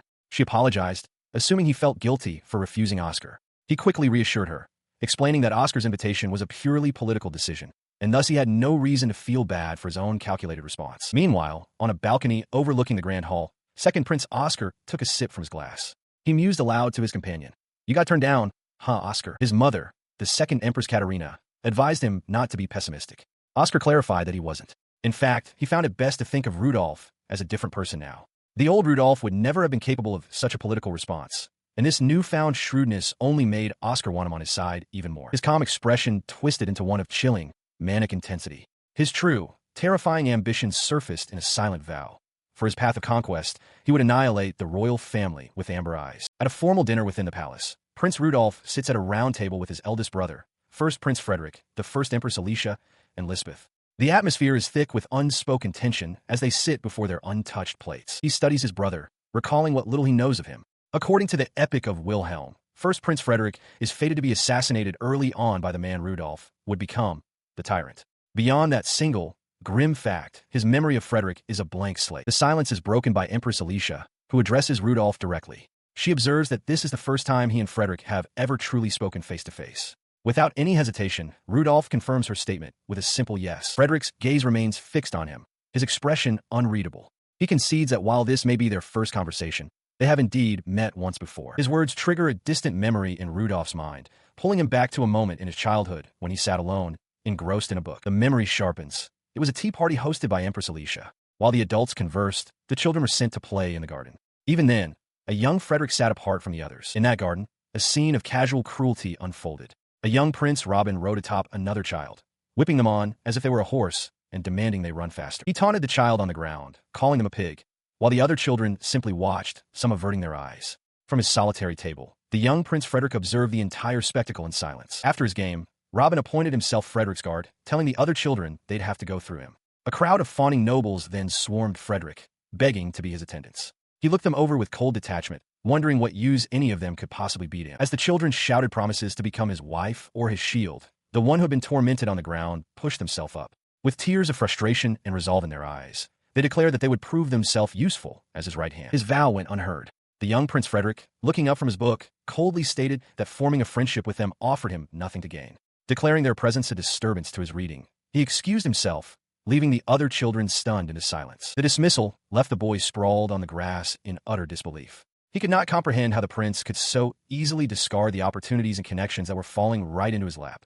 Things the boy himself could never even dream of achieving. This cold, calculating nature defined the man he would become. First Prince Frederick was a merciless rationalist, a person who would never act unless it directly benefited him. He knew this about his brother, yet Rudolph still considered it an honor to have his time. He reflected that he was different now. The fact that Frederick didn't even recognize him meant he had been utterly insignificant back then. But now, he possessed something his brother lacked: military strength. Rudolph confidently announced his intention to support Frederick, stating he now had the power to move the Falkrantz family and that the Marquis had already given his approval. The declaration sent a murmur through the onlookers. They immediately understood the gravity of the statement. Prince Frederick had accepted Prince Rudolph into his faction, a move that would entirely shift the balance of power within the court. Frederick simply acknowledged the arrangement. Empress Alicia, seated beside him, expressed her reassurance at the news. She then turned the conversation to Rudolph's impending enrollment at the Imperial Academy, suggesting he ask Frederick, a former student council president, for advice. Rudolph dutifully expressed his respect for his elder brother as a model for all students, but internally, he lamented being obliged to engage in such meaningless small talk, his thoughts drifting to his mother. His conversation with Rudolph seemingly concluded. Frederick abruptly stood to leave. He announced that he had other appointments with nobility and excused himself, leaving a stunned Alicia and Lisbeth in his wake. Rudolph watched him go, a cold realization dawning on him. He had been naive, overestimating himself completely. He finally understood. Frederick had no personal interest in him. Having completed the ritual of forming an alliance with the Falkrantz family, there was no longer any reason to speak with him. Rudolph himself held no value. The true value lay with a powerful family standing behind him. A bitter, pained smile formed on his lips. His head fell into his hands. Why was he so shocked? Did he truly believe he could achieve revenge for that day long ago by merely borrowing someone else's authority? The weight of his own powerlessness crushed him. He bitterly reflected on his own naivete. Had he truly expected a pleasant chat with Frederick just because he had secured the Falkrantz family's backing? The cold reality of his brother's transactional nature settled in. As he stood there, lost in thought, he felt a gentle warmth envelop his hand. Lisbeth had taken it in hers, her gaze soft and reassuring as she promised him that she was there for him. Her quiet support brought a faint, genuine smile to his lips. He turned to her, his voice filled with gratitude as he thanked her. Their exchange did not go unnoticed. Empress Alicia approached, offering a hollow apology for Frederick's busyness. She dismissed the entire meeting as a mere charade, a ritual meant only to display power to the other nobles. The Empress's assessment was brutally accurate. Having fulfilled his purpose of securing the Falkrantz alliance, Frederick gave his younger brother no further thought, his expression distant as he departed. Just as she finished her cutting remarks, the Empress paused, as if remembering something. She called out to Rudolph, startling him from his thoughts. She declared that she felt the return he received was insufficient. Citing her own considerable power as the first Empress, she made a stunning offer. If he needed anything, he should feel free to ask, for from now on, they were allies. Rudolph could only stare, dumbfounded. He was taken aback by her proposition, admitting to himself that he had expected her to be a much stricter person. Cautiously, he accepted her offer, as the Empress smiled with satisfaction. Before he could fully process the offer, a wine glass flew past his head, shattering against a nearby surface with a sharp crack. He flinched violently, his eyes wide with shock. The source of the assault was Beatrice, stumbling forward in a drunken rage. As a servant rushed to intervene, Rudolph stared at the woman, his voice barely a whisper as he identified her, his mother. He noted her unusual presence, as she typically vanished after the initial greetings, but now she was here, intoxicated and furious. He stood frozen as his mother, Beatrice, erupted. When a servant attempted to intervene, she furiously hurled the contents of her glass into the man's face, roaring for him to shut up. Her expression twisted into a menacing sneer, saliva dripping from her lip as she loomed over her son. She proposed a private family chat, and then, without waiting for an answer, seized his arm. As she dragged him away from the stunned onlookers, she commanded him to forget the ugly woman he had been speaking with. In a grand, column-lined hall, Prince Rudolph stands before his mother, Beatrice. He appears hesitant as she approaches, asking if he has something to discuss, perhaps a private family chat. He turns away slightly, stating coolly that he has nothing in particular to discuss with her. He then questions why she isn't with the Emperor, as is her custom. Beatrice smiles, explaining that His Majesty is occupied with official duties, and more importantly, she wanted to see him. Without warning, she embraces him tightly from behind. Rudolph freezes, completely shocked by the sudden and unfamiliar gesture of affection. He violently shoves her away, demanding to know what she is doing. The thought flashes through his mind that never, not even once in his childhood, has she ever held him. Beatrice feigns a wounded expression, asking if he is going through a rebellious phase. She then begins to apologize, claiming she was desperate and couldn't give him the attention he deserved. Beatrice recounts her past, explaining she was born to a noble family with nothing but a title. After her parents mismanaged their assets and lost everything, she drifted through menial jobs until she was hired as a servant, where she caught the eye of the emperor. She continues, admitting she was not from a lineage suitable to be the emperor's official wife. Nevertheless, she clung to her position in the imperial house, and soon after, Rudolph was conceived. Her voice cracks with emotion as she insists everything was to give him a better life. She cries out that her fear of being cast aside by His Majesty was not for herself, but because she was terrified of Rudolph being left with nowhere to belong. The prince stares back, his eyes wide with disbelief. His shock hardens into cold resolve. Looking directly at his tearful mother, he states with chilling certainty, "That's a lie." He presses his accusation, demanding to know why she neglected him if her story was true. He reminds her that she always prioritized entertaining the emperor, treating Rudolph as a nuisance whenever he sought her help. He recalls her past words to him, that it was obvious she only had him so she could remain in the imperial family. With this painful memory resurfacing, he asks the question that has defined his existence. "Mother, why did you give birth to me?" Beatrice stands frozen, unable to answer. He stood his ground, answering his mother's unspoken question with a simple declaration, "I am myself." Beatrice let out a weary sigh, dismissing his words as a performance. She called him an insolent brat and wondered aloud who he could possibly take after. Before Beatrice could respond, another voice cut in. Lisbeth, the eldest daughter of House Falkrantz, approached them, pointing directly at Rudolph. She dismissed the rumors of him becoming her adopted son-in-law as some kind of mistake. Beatrice ignored the interruption, her focus locked on her son. She commanded him to think carefully, questioning if he understood what he owed the imperial family. She made the stakes clear. If he married into Lisbeth's family, he would be abandoning his title as a prince. The weight of her words struck Rudolph, his eyes widening in shock. His shock curdled into a raw, trembling anger. What did he owe the imperial family? The question echoed in his mind as a vision of his past self, small and ignored, surfaced. He internally screamed, questioning if she had any idea how much he had suffered because of his position. He forced himself to regain his composure, seeing his mother's true intentions with cold clarity. This woman, who clung so desperately to the imperial family, was not worried about him. She was only desperate to protect her own status, and for that, she needed him to remain a part of the royal lineage. This sudden understanding caused him to burst into laughter, a wild and unsettling sound that startled Beatrice. He saw it now. Without even realizing it, he had stumbled upon the perfect path. His laughter infuriated her. "What are you smiling about?" she demanded, raising her wine glass to throw it. But before she could, a hand gently but firmly intercepted her wrist, stopping the glass mid-air. It was Lisbeth. She formally introduced herself, and then sharply questioned Beatrice's actions toward her future husband. With a saccharine tone, she addressed Beatrice as mother-in-law, only to immediately retract it with scorn. Lisbeth condemned her for not even offering a greeting, declaring her upbringing had reared its ugly head. She then asked if this behavior was meant as a direct insult to House Falkrantz. Beatrice's face twisted in fury. The two women stood locked in a silent, charged confrontation. An almost palpable tension sparked in the air between them, their glares filled with open hostility. Rudolph stepped forward, placing a gentle hand on Lisbeth's shoulder to de-escalate the situation. He looked directly at his mother and stated that he owed her no explanation, adding that he had never once considered taking revenge. His motivation, he declared, was simple. He just wanted to be with the woman he loves. He watches as his mother, Beatrice, turns to leave, a small sense of satisfaction on her face. But her departure is a feint. With a furious cry of "Don't you dare!" she lunges towards Lisbeth, her hand outstretched like a claw. Before she can strike, a figure flashes in, blocking the attack with a resounding crack. The force of the interception shatters a wine glass. Shards and crimson liquid spray through the air, striking the intervening woman in the head. The surrounding guests gasp in shock at the sudden, violent outburst. As the woman stands firm, a wave of recognition ripples through the hall. It is Empress Alicia. Rudolph stares, bewildered, questioning why the first empress would defend him. Beatrice, however, glares at Alicia, her face a mask of contempt, seeing her as nothing more than a hopeless woman. Unfazed by her injury or Beatrice's glare, Empress Alicia speaks with cold authority. She states that Beatrice never fails to disgrace the imperial house whenever the emperor is away on official duties and commands her to return to her chambers at once. Beatrice is left speechless, trembling with silent fury. She clenches her jaw but offers a curt, "As you wish." With a final, hateful glance, Beatrice turns and stalks away, leaving a tense silence in her wake. Turning from the departing consort, Empress Alicia calmly addresses the stunned onlookers. She apologizes for the disturbance and encourages everyone to continue with the New Year celebration. As the parties murmur resumes, Lisbeth quietly asks Rudolph what Beatrice whispered to him. He dismisses it as a buzzing bug, telling her to pay it no mind. His attention, however, is drawn to the Empress. He points out that she is bleeding, but Alicia dismisses it as nothing. She waves off his concern with a sigh, remarking that young people tend to exaggerate. But as she speaks, her expression shifts. "Prince Rudolph," she exclaims, noticing a cut on his own face. She realizes some of the glass shards must have flown his way and are now bleeding as well. His eyes widen slightly at the realization.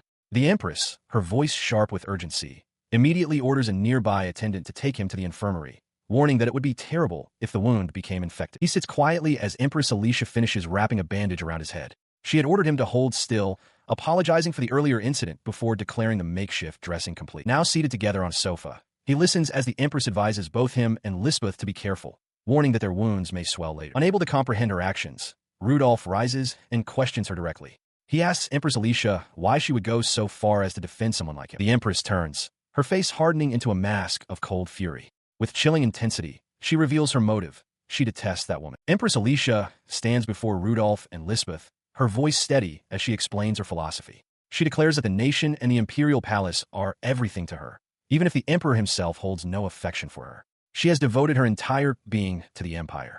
She calmly states she had no objection to His Majesty taking the Count's daughter, Katerina, as the second Empress, acknowledging his duty to produce capable heirs. However, a shadow of unspoken resentment crosses her face. Her composure shatters in an instant. Her face twists with fury as she recalls Rudolph's mother, Beatrice. The memory is vivid and violent. Beatrice barging into the palace as if she owned it, laughing while trampling over everything Alicia held sacred with her filthy feet. Turning back to the prince, she confesses that her deep-seated hatred for Beatrice led her to neglect him. But she clarifies that the true defilement was not personal. It was the desecration of the Imperial Palace itself, a place she has loved as if it were her own child. She stands tall, reaffirming her identity as the first Empress of the Baldyke Empire. Her gaze softens as she looks directly at Rudolph, her voice filled with a newfound sincerity. She tells him that he, too, is her beloved child, for he is a member of the Imperial family. She explains that when he was attacked, her body moved on its own to shield him, and any injury gained while protecting her child is neither painful nor frightening. Rudolph stares back, his eyes wide with astonishment. She continues, acknowledging that her words must seem simple, and that her apology is truly far too late. The Empress admits there must be something wrong with her to have forgotten such a fundamental truth for so long.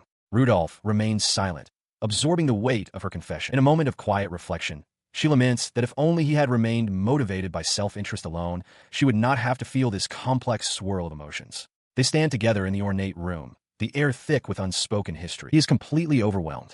Tears well up in Rudolph's eyes and stream down his face as he processes her words. He feels a warmth he never once received from his real mother. Through his tears, he manages to offer a heartfelt thanks to the Empress. Her stern facade melts away completely. With a gentle smile, Empress Alicia apologizes for keeping them tied to a troublesome old woman like herself. She takes both Rudolph and Lisbeth by the hand, urging the young couple to go and enjoy the party. The grand ball resumes its lively pace. Couples twirl across the dance floor under a ceiling adorned with roses. In a corner, a quartet provides the evening's music, with Prince Rudolph now seated among them, skillfully playing the cello. As the night draws to a close, a single carriage departs from the grand estate. Inside, Lisbeth sits alone, traveling home under the quiet, starry sky. While seated beside Beatrice, Prince Rudolph reflects on the recent encounter. Beatrice remarks that it was surprising to see such a side of Empress Alicia, and the prince quietly agrees. She expresses her relief, noting that from the looks of it, Alicia will help mediate matters in the future. Her thoughts, however, seem to drift to Lisbeth. Her attention snaps back to the present as she voices a concern she has regarding Beatrice. Rudolph, taken aback, tells her there's no need to address him with such formal honorifics. He then complains that even as Beatrice left, she behaved with immense arrogance. He concedes that she may be his mother, but declares her a terrible woman nonetheless. Beatrice calmly suggests that it seemed to her that Beatrice was acting that way intentionally. She urges the prince to think about it, a notion that clearly startles him. She lays out the political reality. For Beatrice to remain in the Imperial Palace, she requires two things: the security of Rudolph's position as the fourth prince, and the affection of His Majesty, the Emperor. She continues, explaining that Beatrice's visit today was a move to pressure them, and thereby maintain her own position. Standing with her in a long, shadowed hall, Rudolph concedes that her logic is correct. He remains puzzled, however, stating that her behavior still makes no sense. If she truly cared about her place in the palace, her actions would be different. He questions why someone so seemingly obsessed with remaining in the palace would risk being cast aside. Such outrageous antics, he reasons, would eventually exceed even the Emperor's tolerance, no matter how favored she is. Beatrice delivers her conclusion. Beatrice's actions directly contradict her supposed intentions. It almost seemed, she posits, as if she wished to be discarded by the Emperor. The implication strikes Rudolph with the force of a physical blow, leaving him wide-eyed and speechless. He explains to a perplexed Lisbeth that the reason Beatrice's actions seem strange is simple. Lisbeth is sensible and level-headed, whereas a fool acts against reason. He continues confidently, stating that once he marries into her family, Beatrice will no longer be permitted in the palace, rendering her schemes irrelevant to them. His words cause Lisbeth and Maya to erupt in flustered shock. Lisbeth sputters that he's speaking of such distant plans when he hasn't even enrolled in the academy yet. Recovering her composure with fiery determination, she declares that they will hold the wedding ceremony immediately upon his graduation, insisting the time will pass in the blink of an eye. As their carriage travels under a starry night sky, Lisbeth continues to excitedly plan their grand celebration, noting that her dress and his tuxedo still need to be tailored. An exasperated Rudolph reminds her that his school uniform must come first. Meanwhile, in a darkened hall of the Imperial Palace, the Emperor's voice echoes. He has taken note that Rudolph has sided with the Frederick faction and intends to enroll in the Imperial Academy. Elsewhere, the cruel nobleman Wilhelm Sauvelier reclines in a chair, a document in hand. He muses that with Rudolph making his move, it is time for him to begin his own machinations as well. He dismisses a maid, telling her she may leave. The young woman, however, is gripped by terror, her face contorted in a silent scream as she begs for pardon. Clutching her head, the maid realizes with horror that an effect is beginning to wear off. Wilhelm, feigning forgetfulness, uncorks a small vial. As she calls out his name in panic, he prepares to administer another dose. With a sinister smile, he forces the vial to her lips, commanding her to open her mouth. He reminds her that her very purpose for living belongs to him. Her resistance vanishes, her eyes turning blank white. She thanks him profusely, declaring that to live and die for him is her greatest joy. As Wilhelm looks on with satisfaction, a knock sounds at the door. The door opens to reveal Lord Sauvelier. He apologizes for the interruption, seeing his son with the kneeling maid. He asks if there was any trouble at the celebration, to which Wilhelm calmly replies that everything is fine. An elderly subordinate reports to his master, assuring him that there are no suspicions. No one, he confirms, suspects that his master's father, Yolin, is dead. His master, Wilhelm Sauvelier, grins with cruel satisfaction. He orders the man, whom he addresses as Claude, to continue serving as his double. Bowing his head, Claude pledges to carry out the command. With his instructions delivered, Wilhelm turns and walks toward an open balcony, the curtains billowing in the night air. He resolves that he must return to the academy the following day. He steps out under the full moon, overlooking the sprawling city lights. Clutching the familiar vial in his gloved hand, his face contorts with malevolent purpose as he declares his ultimate ambition, to destroy this nation. Inside a carriage, Lisbeth is in tears, distraught over the fact that the Imperial Academy dorms are separated by gender. She cries out that she doesn't want to be separated from Prince Rudolph. Her outburst is cut short by Maya, who chides her for reverting to formal titles. Maya reminds her they had agreed to call each other by nicknames, and insists they do so with affection. Her insistence causes both Rudolph and Lisbeth to blush deeply. He nervously stammers her new nickname, Liz, while she shyly tries out Rudy Sama. Watching their flustered interaction, Maya can barely contain her delight, thinking to herself how incredibly cute the two of them are. Maya smugly reminds them that this was their own idea back when their uniforms were being made, a fitting arrangement since they will be classmates. 3 months have passed since that day, and they are now on their way to the Imperial Academy's entrance ceremony. Their conversation is interrupted as a new figure appears, hanging upside down from the carriage doorway. The young woman, identified as Anne, a personal attendant and intelligence agent for the Falkrantz family, calmly tells Maya to stop teasing her employers. Lisbeth, however, is amused by the intervention and urges and to scold the unrestrained Maya even more, much to Rudolph's nervous amusement. The carriage suddenly lurches to a stop, and, having already assessed the situation, reports that she has investigated the cause. There is a complete blockage 3 kilometers ahead, and a long line of carriages is at a standstill. She explains that a horse from carriage up ahead stumbled on a stone and injured its leg, blocking the road. The group realizes with dismay that they will not make it to the entrance ceremony in time. Rudolph sighs, noting that as members of the royal family, they cannot be late. Lisbeth, her expression hardening with resolve, points out that running would be faster. He agrees without hesitation. Calling her Liz, Rudolph tells Maya, and they will meet them later, and takes Lisbeth's hand. As the two run off, Maya remarks too, and how completely different Lisbeth acts when she's with His Highness. Determined not to be late, Rudolph and Lisbeth run side by side down the road, passing the long, unmoving line of carriages. He and Lisbeth sprint through the academy's corridors, just managing to make it in time. As they rush past, another student, engrossed in a book, glances up at them with a sharp, discerning look. The student's intense gaze follows them as they disappear down the hall, the grand spires of the Imperial Academy looming behind it. Inside the main hall, the entrance ceremony is already underway. Rows upon rows of new students, all clad in their fresh uniforms, stand at attention before the Academy's faculty. Among the crowd, Rudolph and Lisbeth find their places, standing alongside the intense, book-reading student and another boy with dark hair. After the ceremony concludes, the students disperse. Rudolph watches as his new classmates walk through the sunlit colonnades, heading towards their respective classrooms. Inside their assigned classroom, a large, imposing man introduces himself as Boris Armian, their homeroom teacher for the next 3 years. He announces that they will begin with introductions, one by one. As a girl introduces herself as April from the Svensson family, Lisbeth nervously whispers to Rudolph that she is not good at this sort of thing. The next student to stand is a cheerful, well-developed young woman. She introduces herself as Sheila, the eldest daughter of the Anderson Frontier Marquis family, and asks everyone to treat her well. Her charming demeanor immediately captivates several of the male students, who are audibly impressed by her beauty and physique. Her family name, Anderson, strikes a chord with Rudolph. He suddenly recalls that she is the former fiancée of his brother, Prince Robin.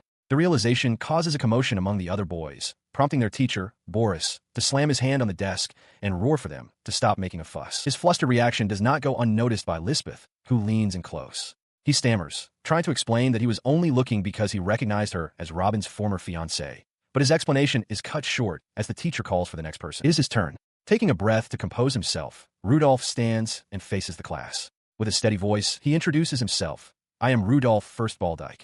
His classmates react with a mixture of surprise, curiosity, and scrutiny upon hearing the royal name. He had anticipated cold stares and a hostile reception from the entire class, but their reaction to his royal status was far more subdued than expected. The prince found this lack of animosity puzzling. His attention is then drawn to one particular student, Sheila, who gazes at him with an unabashed, blushing smile, her hands cupping her cheeks in open admiration. Before he can react, Lisbeth, seated beside him, rises to her feet.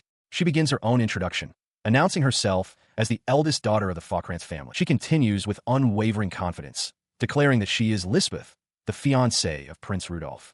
With a protective air, she informs the class that any opinions regarding the prince should be directed to her, leaving her classmates utterly stunned. Lisbeth's expression hardens into one of fierce determination, a clear warning to anyone who might challenge her claim. Nearby, Sheila's cheerful smile remains, seemingly unaffected by the tense declaration. Later, while walking through the academy grounds, Rudolph remarks on Sheila's daring nature, noting that she might be the first woman since Maya to be so unfazed by him. He admits a certain curiosity about her. Lisbeth, however, advises caution, reminding him that first impressions are vital and that it would be wiser not to attract too much attention. Their discussion is cut short as Sheila herself approaches them with boundless enthusiasm. She greets them warmly, exclaiming what an honor it is to be in the same class, and that she had been hoping for an opportunity to speak with them both. She promptly invites them for tea as a gesture of friendship. Lisbeth quickly interjects, stating that they must first unpack at their dormitories and pointedly asks if Lady Sheila must do the same. Ignoring Lisbeth's attempt to deflect, Rudolph addresses Sheila by name. Overjoyed that he remembered her, Sheila cries out in delight and impulsively grabs the prince's cheeks. Lisbeth stares, her expression a mixture of pure shock and rising fury. He firmly pushes her away, telling her to stop. He declares plainly that his heart belongs to Liz and he has no intention of having tea with another woman. Rudolph accuses her of being far too deliberate, stating that her plotting is obvious and she will have to find someone else to target. He immediately seems to regret his outburst, covering his mouth as he realizes he might have said something embarrassing. Beside him, Lisbeth stands stiffly, her face flushed. Unperturbed by the rejection, Sheila simply turns and walks up the steps, calling back with a cheerful wave. See you again tomorrow. As she departs, however, her cheerful facade drops for a moment. With a soft click of her tongue, she glances back, a sly, knowing look in her eyes as she brings a finger to her lips in a silent gesture of secrecy. At the Imperial Academy, student housing is strictly segregated. Those from the Imperial family and high-ranking nobility reside in a grand, luxurious dormitory, a testament to their status. Meanwhile, the lower nobles are assigned to a much older, more modest building. It is here that Prince Rudolph arrives, carrying a box of his belongings, noting with a sigh that the place is even more dilapidated than he had expected. He is immediately confronted by two other students who are shocked to see him. They question why Prince Rudolph is in this dormitory, pointing out the window towards the luxury dorm where all members of the Imperial family are supposed to stay. Rudolph simply replies that he decided to stay here. He smiles faintly, thinking to himself that, as expected, he isn't welcome. The true reason for his choice, however, is strategic. This location is closer to the academy, and therefore closer to his brothers, Robin and Wilhelm. His new classmates mock his decision, dramatically lamenting the dorm's conditions, creaking floors, shabby beds, and terrible meals. They ask if he can really endure such a life, finding the mere thought of it depressing. As they gesture wildly, Rudolph calmly notices a spider on the floor nearby. Their bravado vanishes in an instant. The sight of the bug sends the two boys, along with a third student wearing glasses, into a screaming panic. They wail in terror, realizing that in this dorm, where servants are forbidden, they are expected to handle such pests themselves, a task they are utterly failing. While they recoil in fear, Rudolph calmly approaches the spider, cups it in his hands, and releases it out a nearby window. The other students stare in disbelief. He explains that since he was a regular villager before his reincarnation, he's quite used to bugs. Their terror immediately transforms into desperate pleading. The two boys who had just been mocking him now beg Rudolph to be their big brother and deal with the cockroach and centipede in their own rooms. Rudolph bluntly refuses. Despite his initial rejection, a strange feeling blossoms within him. Having never been relied upon by anyone before, Prince Rudolph finds he cannot suppress a wave of happiness. He relents, blushing slightly as he agrees to help them after he finishes unpacking. As he heads to his room, the boys cheer their gratitude, repeatedly calling out, "Thanks, big brother." From within the dormitory, Rudolph's exasperated voice shouts back for them to stop calling him that. He is startled by his maid, Maya, who looks down at him with concern. She calls out his name, asking what he is doing on the floor. The scene shifts to explain her presence. Under a full moon, she perches on a tree branch outside his second-story window, explaining that since the boys' dorm is off-limits to women, she had to climb. From inside, Rudolph questions her extreme measures just to deal with some bugs. Later, seated in a garden with Lisbeth and his maids, he speculates on the motivations of Sheila Anderson. He suggests that the most likely explanation for her recent actions is the breaking of her engagement to his brother, Prince Robin. He continues his analysis, reasoning that while the conflict with him is the perceived cause from the Anderson family's perspective, the fault for the broken engagement lies entirely with Robin. This, he concludes, likely drove Sheila to approach him out of resentment. He voices his conclusion, calling it a logical assumption. Maya agrees that it seems probable. Lisbeth, however, seems unconcerned. She tells Rudolph it will be fine, but playfully asks him to try not to cause too much trouble. He remains pensive, resolving to clear away any pests that might cling to him, as he doesn't believe a true quest for revenge would be half-hearted. He then assigns duties to his maids. Maya is to continue guarding Lisbeth, and will be assigned to guard him. Maya snaps to attention with a crisp salute, acknowledging the order. He immediately corrects himself, remembering that servants are not allowed in the lower-class dormitory.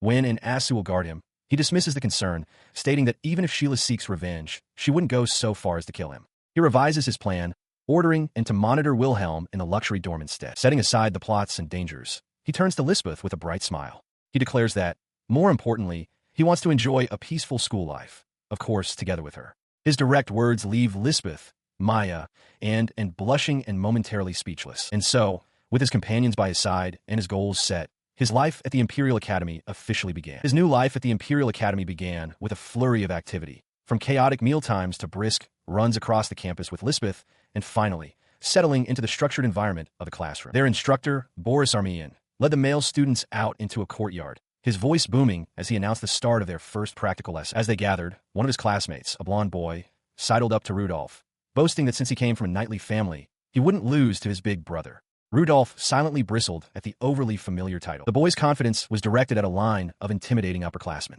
The instructor explained that the first years would have a match against them, warning that there would be a significant gap in skill. His bravado vanished instantly, replaced by a face contorted in terror. Rudolph understood the purpose of the lesson, to put arrogant first years in their place by observing real swordsmanship against a formidable opponent. He was still processing this when a familiar voice called his name.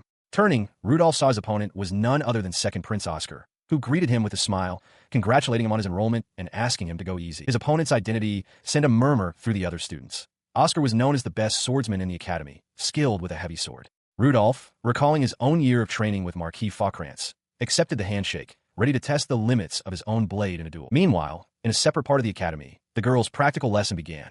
The curriculum was strictly divided.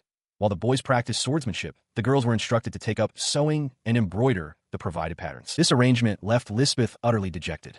She lamented being separated from Rudolph, and worse, being forced to do sewing, a skill she was particularly bad at. As she lamented her situation, a cheerful voice asked if the seat next to her was taken. It was Sheila Anderson. Lisbeth eyed the girl warily, granting permission but thinking to herself, this woman. As she sits at the sewing table, Sheila Anderson leans in, a cheerful smile on her face. She remarks on how close Lisbeth and Prince Rudolph seem, feigning jealousy and wishing aloud for a wonderful fiancé of her own.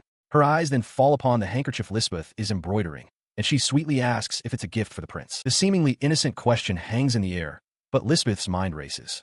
She understands now. Sheila's target for revenge isn't Rudolph. As Sheila's cheerful facade melts away into a chilling, shadowed grin, she leans closer. Do you know why I don't have a wonderful fiancé, Lisbeth-sama? She asks, her voice dripping with malice. The horrifying realization strikes Lisbeth like a physical blow. The resentment is directed at her. While sitting with Sheila, Lisbeth comes to a sudden realization. The recent attack wasn't aimed at Rudolph, but at her. She reasons that even with the engagement called off, it would be natural for Prince Robin to hold a grudge. Seeing her troubled expression, Sheila playfully tells her not to make such a face. She dismisses it as a little joke, assuring Lisbeth that she feels nothing at all for Prince Robin. If anything, she feels the opposite. In fact, Sheila confesses that she is grateful the engagement was broken off, leaving Lisbeth momentarily speechless. She explains that, as the head of the Anderson family, Her top priority is protecting the western border, a vital hub for the Empire's trade and defense. Because of this duty, she never felt any particular need to marry into the Imperial family. Her experience with Prince Robin only solidified this feeling. She recalls him as a crude, violent, and incompetent man who carried himself as if he owned the world. During their dinner, he spent the entire time looking down on her and her family, the Margrave Anderson. The memory continues with Robin's lecherous comments and his arrogant declaration that he would take her as his bride, despite her being a country brat. Back in the present, Lisbeth shudders with disgust. Sheila notes the irony of being called country bumpkins by the Imperial family when it is her own family defending the border. She then admits with a small smile that when she heard Prince Robin had been beaten to a pulp, she felt a tiny bit of satisfaction. Having shared her story, Sheila turns to her new friend and offers a simple, heartfelt thank you. Lisbeth blushes slightly at the gesture. In the background, a sparring match concludes with a victory for a second-year student named Elliot. The call for the next match rings out. The instructor, Boris Armian, summons the next pair to the training grounds. First-year Rudolph and second-year Oscar. Rudolph appears focused, while his older brother Oscar approaches with a calm smile. Facing each other with practice swords, Oscar remarks that they never had a chance to speak at the New Year's party. He then reveals that he has been wanting to cross swords with Rudolph for a long time. He apologized to his brother for turning down a previous invitation, but Oscar waved it off, noting that Rudolph was joining their other brother's faction anyway. With the formalities concluded, the sparring match began. Oscar lunged forward, his practice sword held high for a powerful downward strike. Rudolph instantly analyzed the attack. He recognized the shallow step as a feint and prepared to close the distance. But just as he anticipated, Oscar pulled back, testing his reaction. As their blades met, Oscar commented on Rudolph's clean and straightforward swordsmanship, correctly deducing that he had trained under Marquis Faucrance. He noted that Rudolph had likely only ever sparred against stronger opponents, and was impressed to see his younger brother pressing the offensive rather than simply defending. Watching from the sidelines, other students were stunned. They murmured in disbelief that Rudolph was actually holding his own against the strongest student in the entire academy. From a window high above the training grounds, Sheila Anderson watched the duel unfold. Beside her, Lisbeth sat calmly working on some embroidery. Sheila turned to her, asking if she wasn't worried that Rudolph was fighting Prince Oscar. Lisbeth simply replied that she was. She continued with unwavering confidence, stating that Lord Rudy was not the type to lose. With that, she declared she would simply focus on her needlework. Her friend sighed with a smile, remarking on how deeply Lisbeth adored Lord Rudolph, and admitting there was no way she could compete with such devotion. Lisbeth seemed taken aback by the comment. Sheila then made a startling confession. She admitted that at first, she had considered stealing Lord Rudolph away as a form of payback, since the broken engagement had tarnished her family's name. The revelation left Lisbeth utterly frozen in shock. She recoiled internally, her dislike for Sheila solidifying. Despite the other girl's cheerful plea to just be friends, Lisbeth couldn't shake her negative feelings. Her gaze then fell upon the embroidery hoop in Sheila's hands. The stitching was a chaotic mess, barely recognizable as the intended subject, Prince Rudolph. Sheila, tears welling in her eyes, lamented her own clumsiness and lack of feminine grace, admitting that she only knows martial arts. Despite her own apparent struggles, Sheila began to offer surprisingly astute advice. She pointed out that the pattern Lisbeth had chosen was too complex for a beginner and that the fabric in her hoop wasn't pulled taut enough, causing it to shift. Sheila advised her to focus on a simple design, to be patient and not to rush, assuring her that she would improve with time. Lisbeth listened, taken aback by the detailed critique. Intrigued, she asked Sheila to teach her more, explaining that her mother was also poor at such things. Sheila readily agreed, her spirits lifting as she declared they would do their best together. The lesson began, but was quickly interrupted when Lisbeth pricked her finger on the needle, crying out in surprise. After much careful work under Sheila's guidance, the project was finally complete. The embroidery hoop now held a charming image of two figures, a dark-haired girl and a light-haired boy, holding hands. Overcome with joy, Sheila threw her arms around a startled Lisbeth, congratulating her on her success.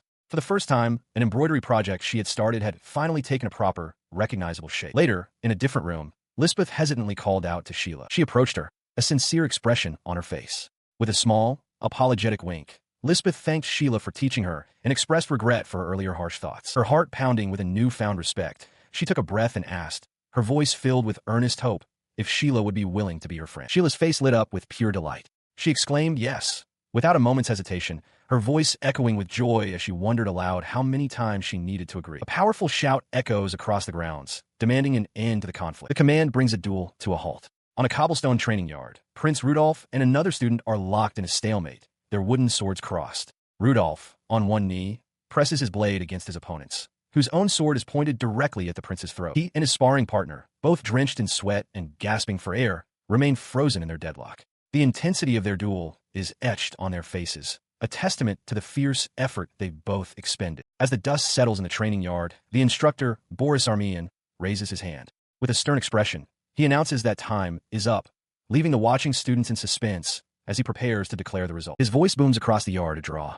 The crowd of students erupts in a collective shout of disbelief. They marvel that a first-year managed to fight His Highness Oscar to a standstill, and a murmur spreads that all bets placed on the match are now void. Ignoring the commotion, Rudolph rushes to his brother's side, asking if he is all right. Oscar, still kneeling on the ground, laments that he couldn't secure a victory. The Rudolph classmate insists he performed admirably. He looks up at Rudolph, his expression turning serious. He corrects them, stating firmly that, on the contrary, he should have been the one to lose. Then, his demeanor shifts entirely. Wiping sweat from his brow with a cheerful smile, Oscar praises Rudolph's strength, admitting he panicked when his younger brother came at him seriously. He declares his pride as an older brother and says he'll be counting on him, leaving Rudolph momentarily stunned. He thanks his brother, but expresses concern, saying Oscar didn't need to force a draw for his sake, as it could hurt the second prince's reputation. As Oscar simply pats his head, Rudolph realizes his brother is still holding back his true power, a hard person to read indeed. Nearby, the upperclassmen who have been watching are astonished. Sheila Anderson calls out, praising Rudolph's splendid work in fighting to a draw against a prince whom even they cannot defeat.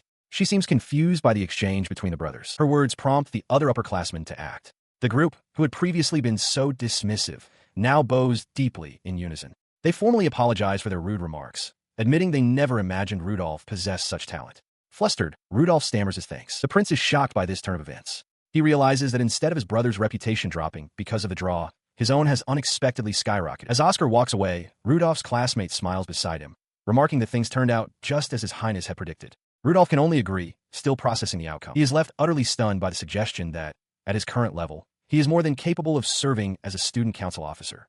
The proposition echoes through the grand hall, leaving Rudolph wide-eyed and speechless with disbelief. Following this, he finds himself in the student council room, where the members welcome him warmly. The president, a dark-haired boy, casually tells him not to sit on the desk. Internally, Rudolph despairs. He had wanted to stay away from the student council to avoid attention and trouble, but found he couldn't turn them down. He resolves to simply observe for now. One of the members, a girl with glasses, reassures him that joining isn't mandatory, but they're happy he did. The president then explains that by tradition, the student council president is always a member of the Imperial family.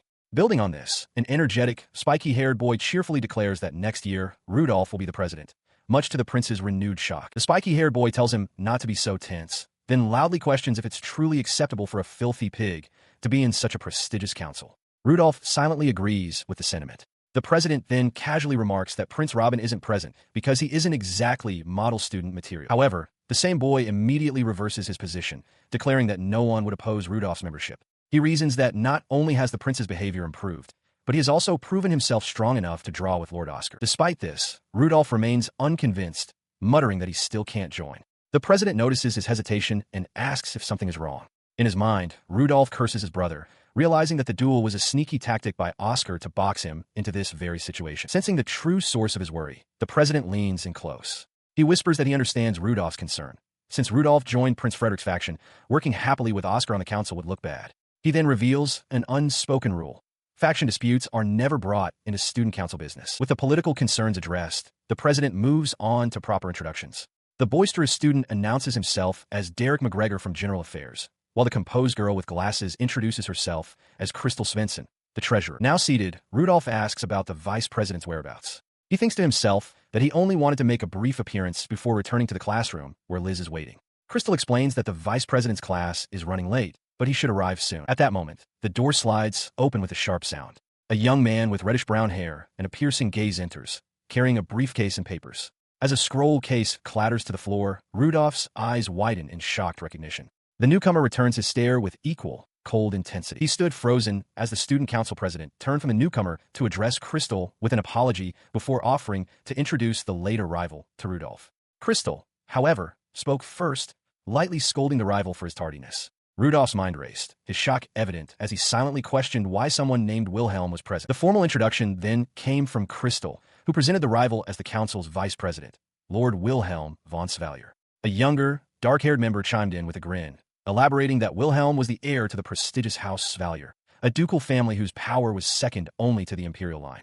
The other council members looked on with cheerful approval, officially welcoming their esteemed colleague. Within the grand halls of the Imperial Academy, the newly assembled student council gathers. The president addresses the group with a confident smile, declaring that as the heart of the empire, the Academy's standards will be upheld. The other members, including Derek McGregor and Crystal Svensson, appear pleased, while Prince Oscar and his younger brother, Rudolph, look on. Rudolph turns to his brother, his expression suddenly grave. He apologizes to Oscar and makes a startling request for him to act as if Rudolph had never joined the student council at all. The other members react with audible gasps of confusion. Without another word, he excuses himself and pivots sharply, striding away from the bewildered group.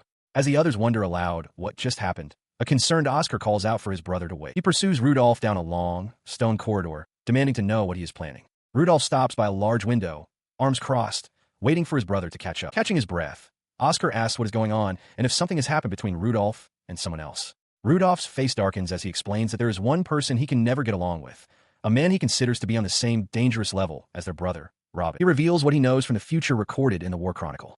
In that timeline, Wilhelm pretended to be Rudolph to get close to Liz, toying with her feelings. For that betrayal alone, Rudolph feels he deserves 1,000 deaths. He recalls that Wilhelm and Liz became lovers, and after Wilhelm rose to become emperor, he stole Liz away completely. His thoughts focus intensely on the current Wilhelm von Svallier. He reasons that even if the exact history has changed, the overall development will likely be the same. In this new reality, he finds Wilhelm completely unreadable, his true intentions a mystery. He continues his internal monologue, certain that this Wilhelm is nothing like the great hero from the Chronicle. More than anything, he senses an overflowing hostility in Wilhelm's eyes directed squarely at him. He concludes it would not be strange if Wilhelm were already plotting his assassination. Bringing his focus back to the present, Rudolph looks his brother in the eye. He states with absolute clarity that Wilhelm is the one person Oscar must never, under any circumstances, let his guard down around. With his warning delivered, Rudolph excuses himself and walks away. Oscar is left standing alone, a bead of sweat tracing a path down his temple. He watches his brother depart, wondering with deep concern what is truly going on with him and Wilhelm. He watched as his younger brother walked away, the ultimatum echoing in the grand hallway. Rudolph's voice was firm, stating that if Oscar truly wanted his help, he had to understand one thing. He must cut all ties with Wilhelm. He continued down the long, sunlit corridor, leaving his brother to contemplate the choice he had just been given. The decision, Rudolph thought, was now entirely up to Oscar. Elsewhere, Rudolph's arrival was met with an enthusiastic greeting. Sheila Anderson, sitting with Lisbeth and another young noblewoman, called out to him, pointing out that he was late. He stopped, his expression hardening with annoyance. He questioned why Sheila was with Lisbeth, his tone sharp. Sheila, feigning offense, asked why he sounded so disgusted. He watched with suspicion, wondering if Sheila was planning something. She cheerfully announced that the nuisance would now be leaving and wave goodbye. Meanwhile, Lisbeth and her other friend tried to get Sheila to properly address the prince, but she simply brushed them off. His confusion grew as he watched them go, leaving him alone with Lisbeth. He couldn't help but wonder how the two of them had gotten so close. Lisbeth, looking down shyly, seemed unsure of what to say. His attention was then drawn to the object she held out to him. It was a handkerchief, beautifully embroidered with small figures of the two of them. He realized it was a practical exercise for her embroidery class. Lisbeth shyly thanked him for his praise, confirming that it was indeed super cute. He looked up from the gift, meeting her gaze. She asked if he remembered their first meeting, noting that it had been almost a year since they were reunited. She recounted the memory, her eyes glistening. Back then, when she had suddenly burst into tears, he had immediately held out his handkerchief to her without any hesitation. She explained that this was her way of returning that handkerchief. Even though others mocked his past and called him the Tyrant Prince, she was sure in that moment that his kindness hadn't changed. With a warm smile, she told Lord Rudy that while their academy life had just begun, she hoped they could continue to get along. Overwhelmed by Lisbeth's kindness, Rudolph burst into tears, his face flushed and streaked with emotion. An onlooker expresses alarm, shouting out to Lord Rudy and asking if he is all right, noting with concern that he seems to be leaking every bodily fluid. This display of emotion has a profound effect on Sheila, who watches with a blissful, teary-eyed expression, drool trickling from her mouth. Internally, she thinks that the sight of them is simply too precious to bear. Her intense reaction stemmed from a particular passion. Sheila was a hardcore shipper, an enthusiast to imagine romantic pairings. She was even known to write fan fiction about real people, and she fervently supported the idea of Lady Lisbeth and Lord Rudolph getting together. Following that emotional exchange, time passed. 2 weeks later, life at the academy had settled into a peaceful rhythm for Rudolph. He reflected on his quiet days, noting that there had been no further attempts to recruit him into the student council. He continued to muse on the changes as he walked the academy grounds with Lisbeth and Wilhelm. His reputation had clearly improved thanks to his performance in the practical exam, to the point where even his classmates had started greeting him lately. Beyond his own social standing, he was also pleased by another development. He was surprised, but happy, that Lisbeth had somehow managed to become good friends with Lady Sheila. Their friendship, however, came with a peculiar intensity on Sheila's part that sometimes gave him pause. He found it bothersome how Sheila would stare at Lisbeth with such burning eyes, silently urging him to just hug her already. Despite these small oddities, a genuine smile spread across his face as he walked with his friends.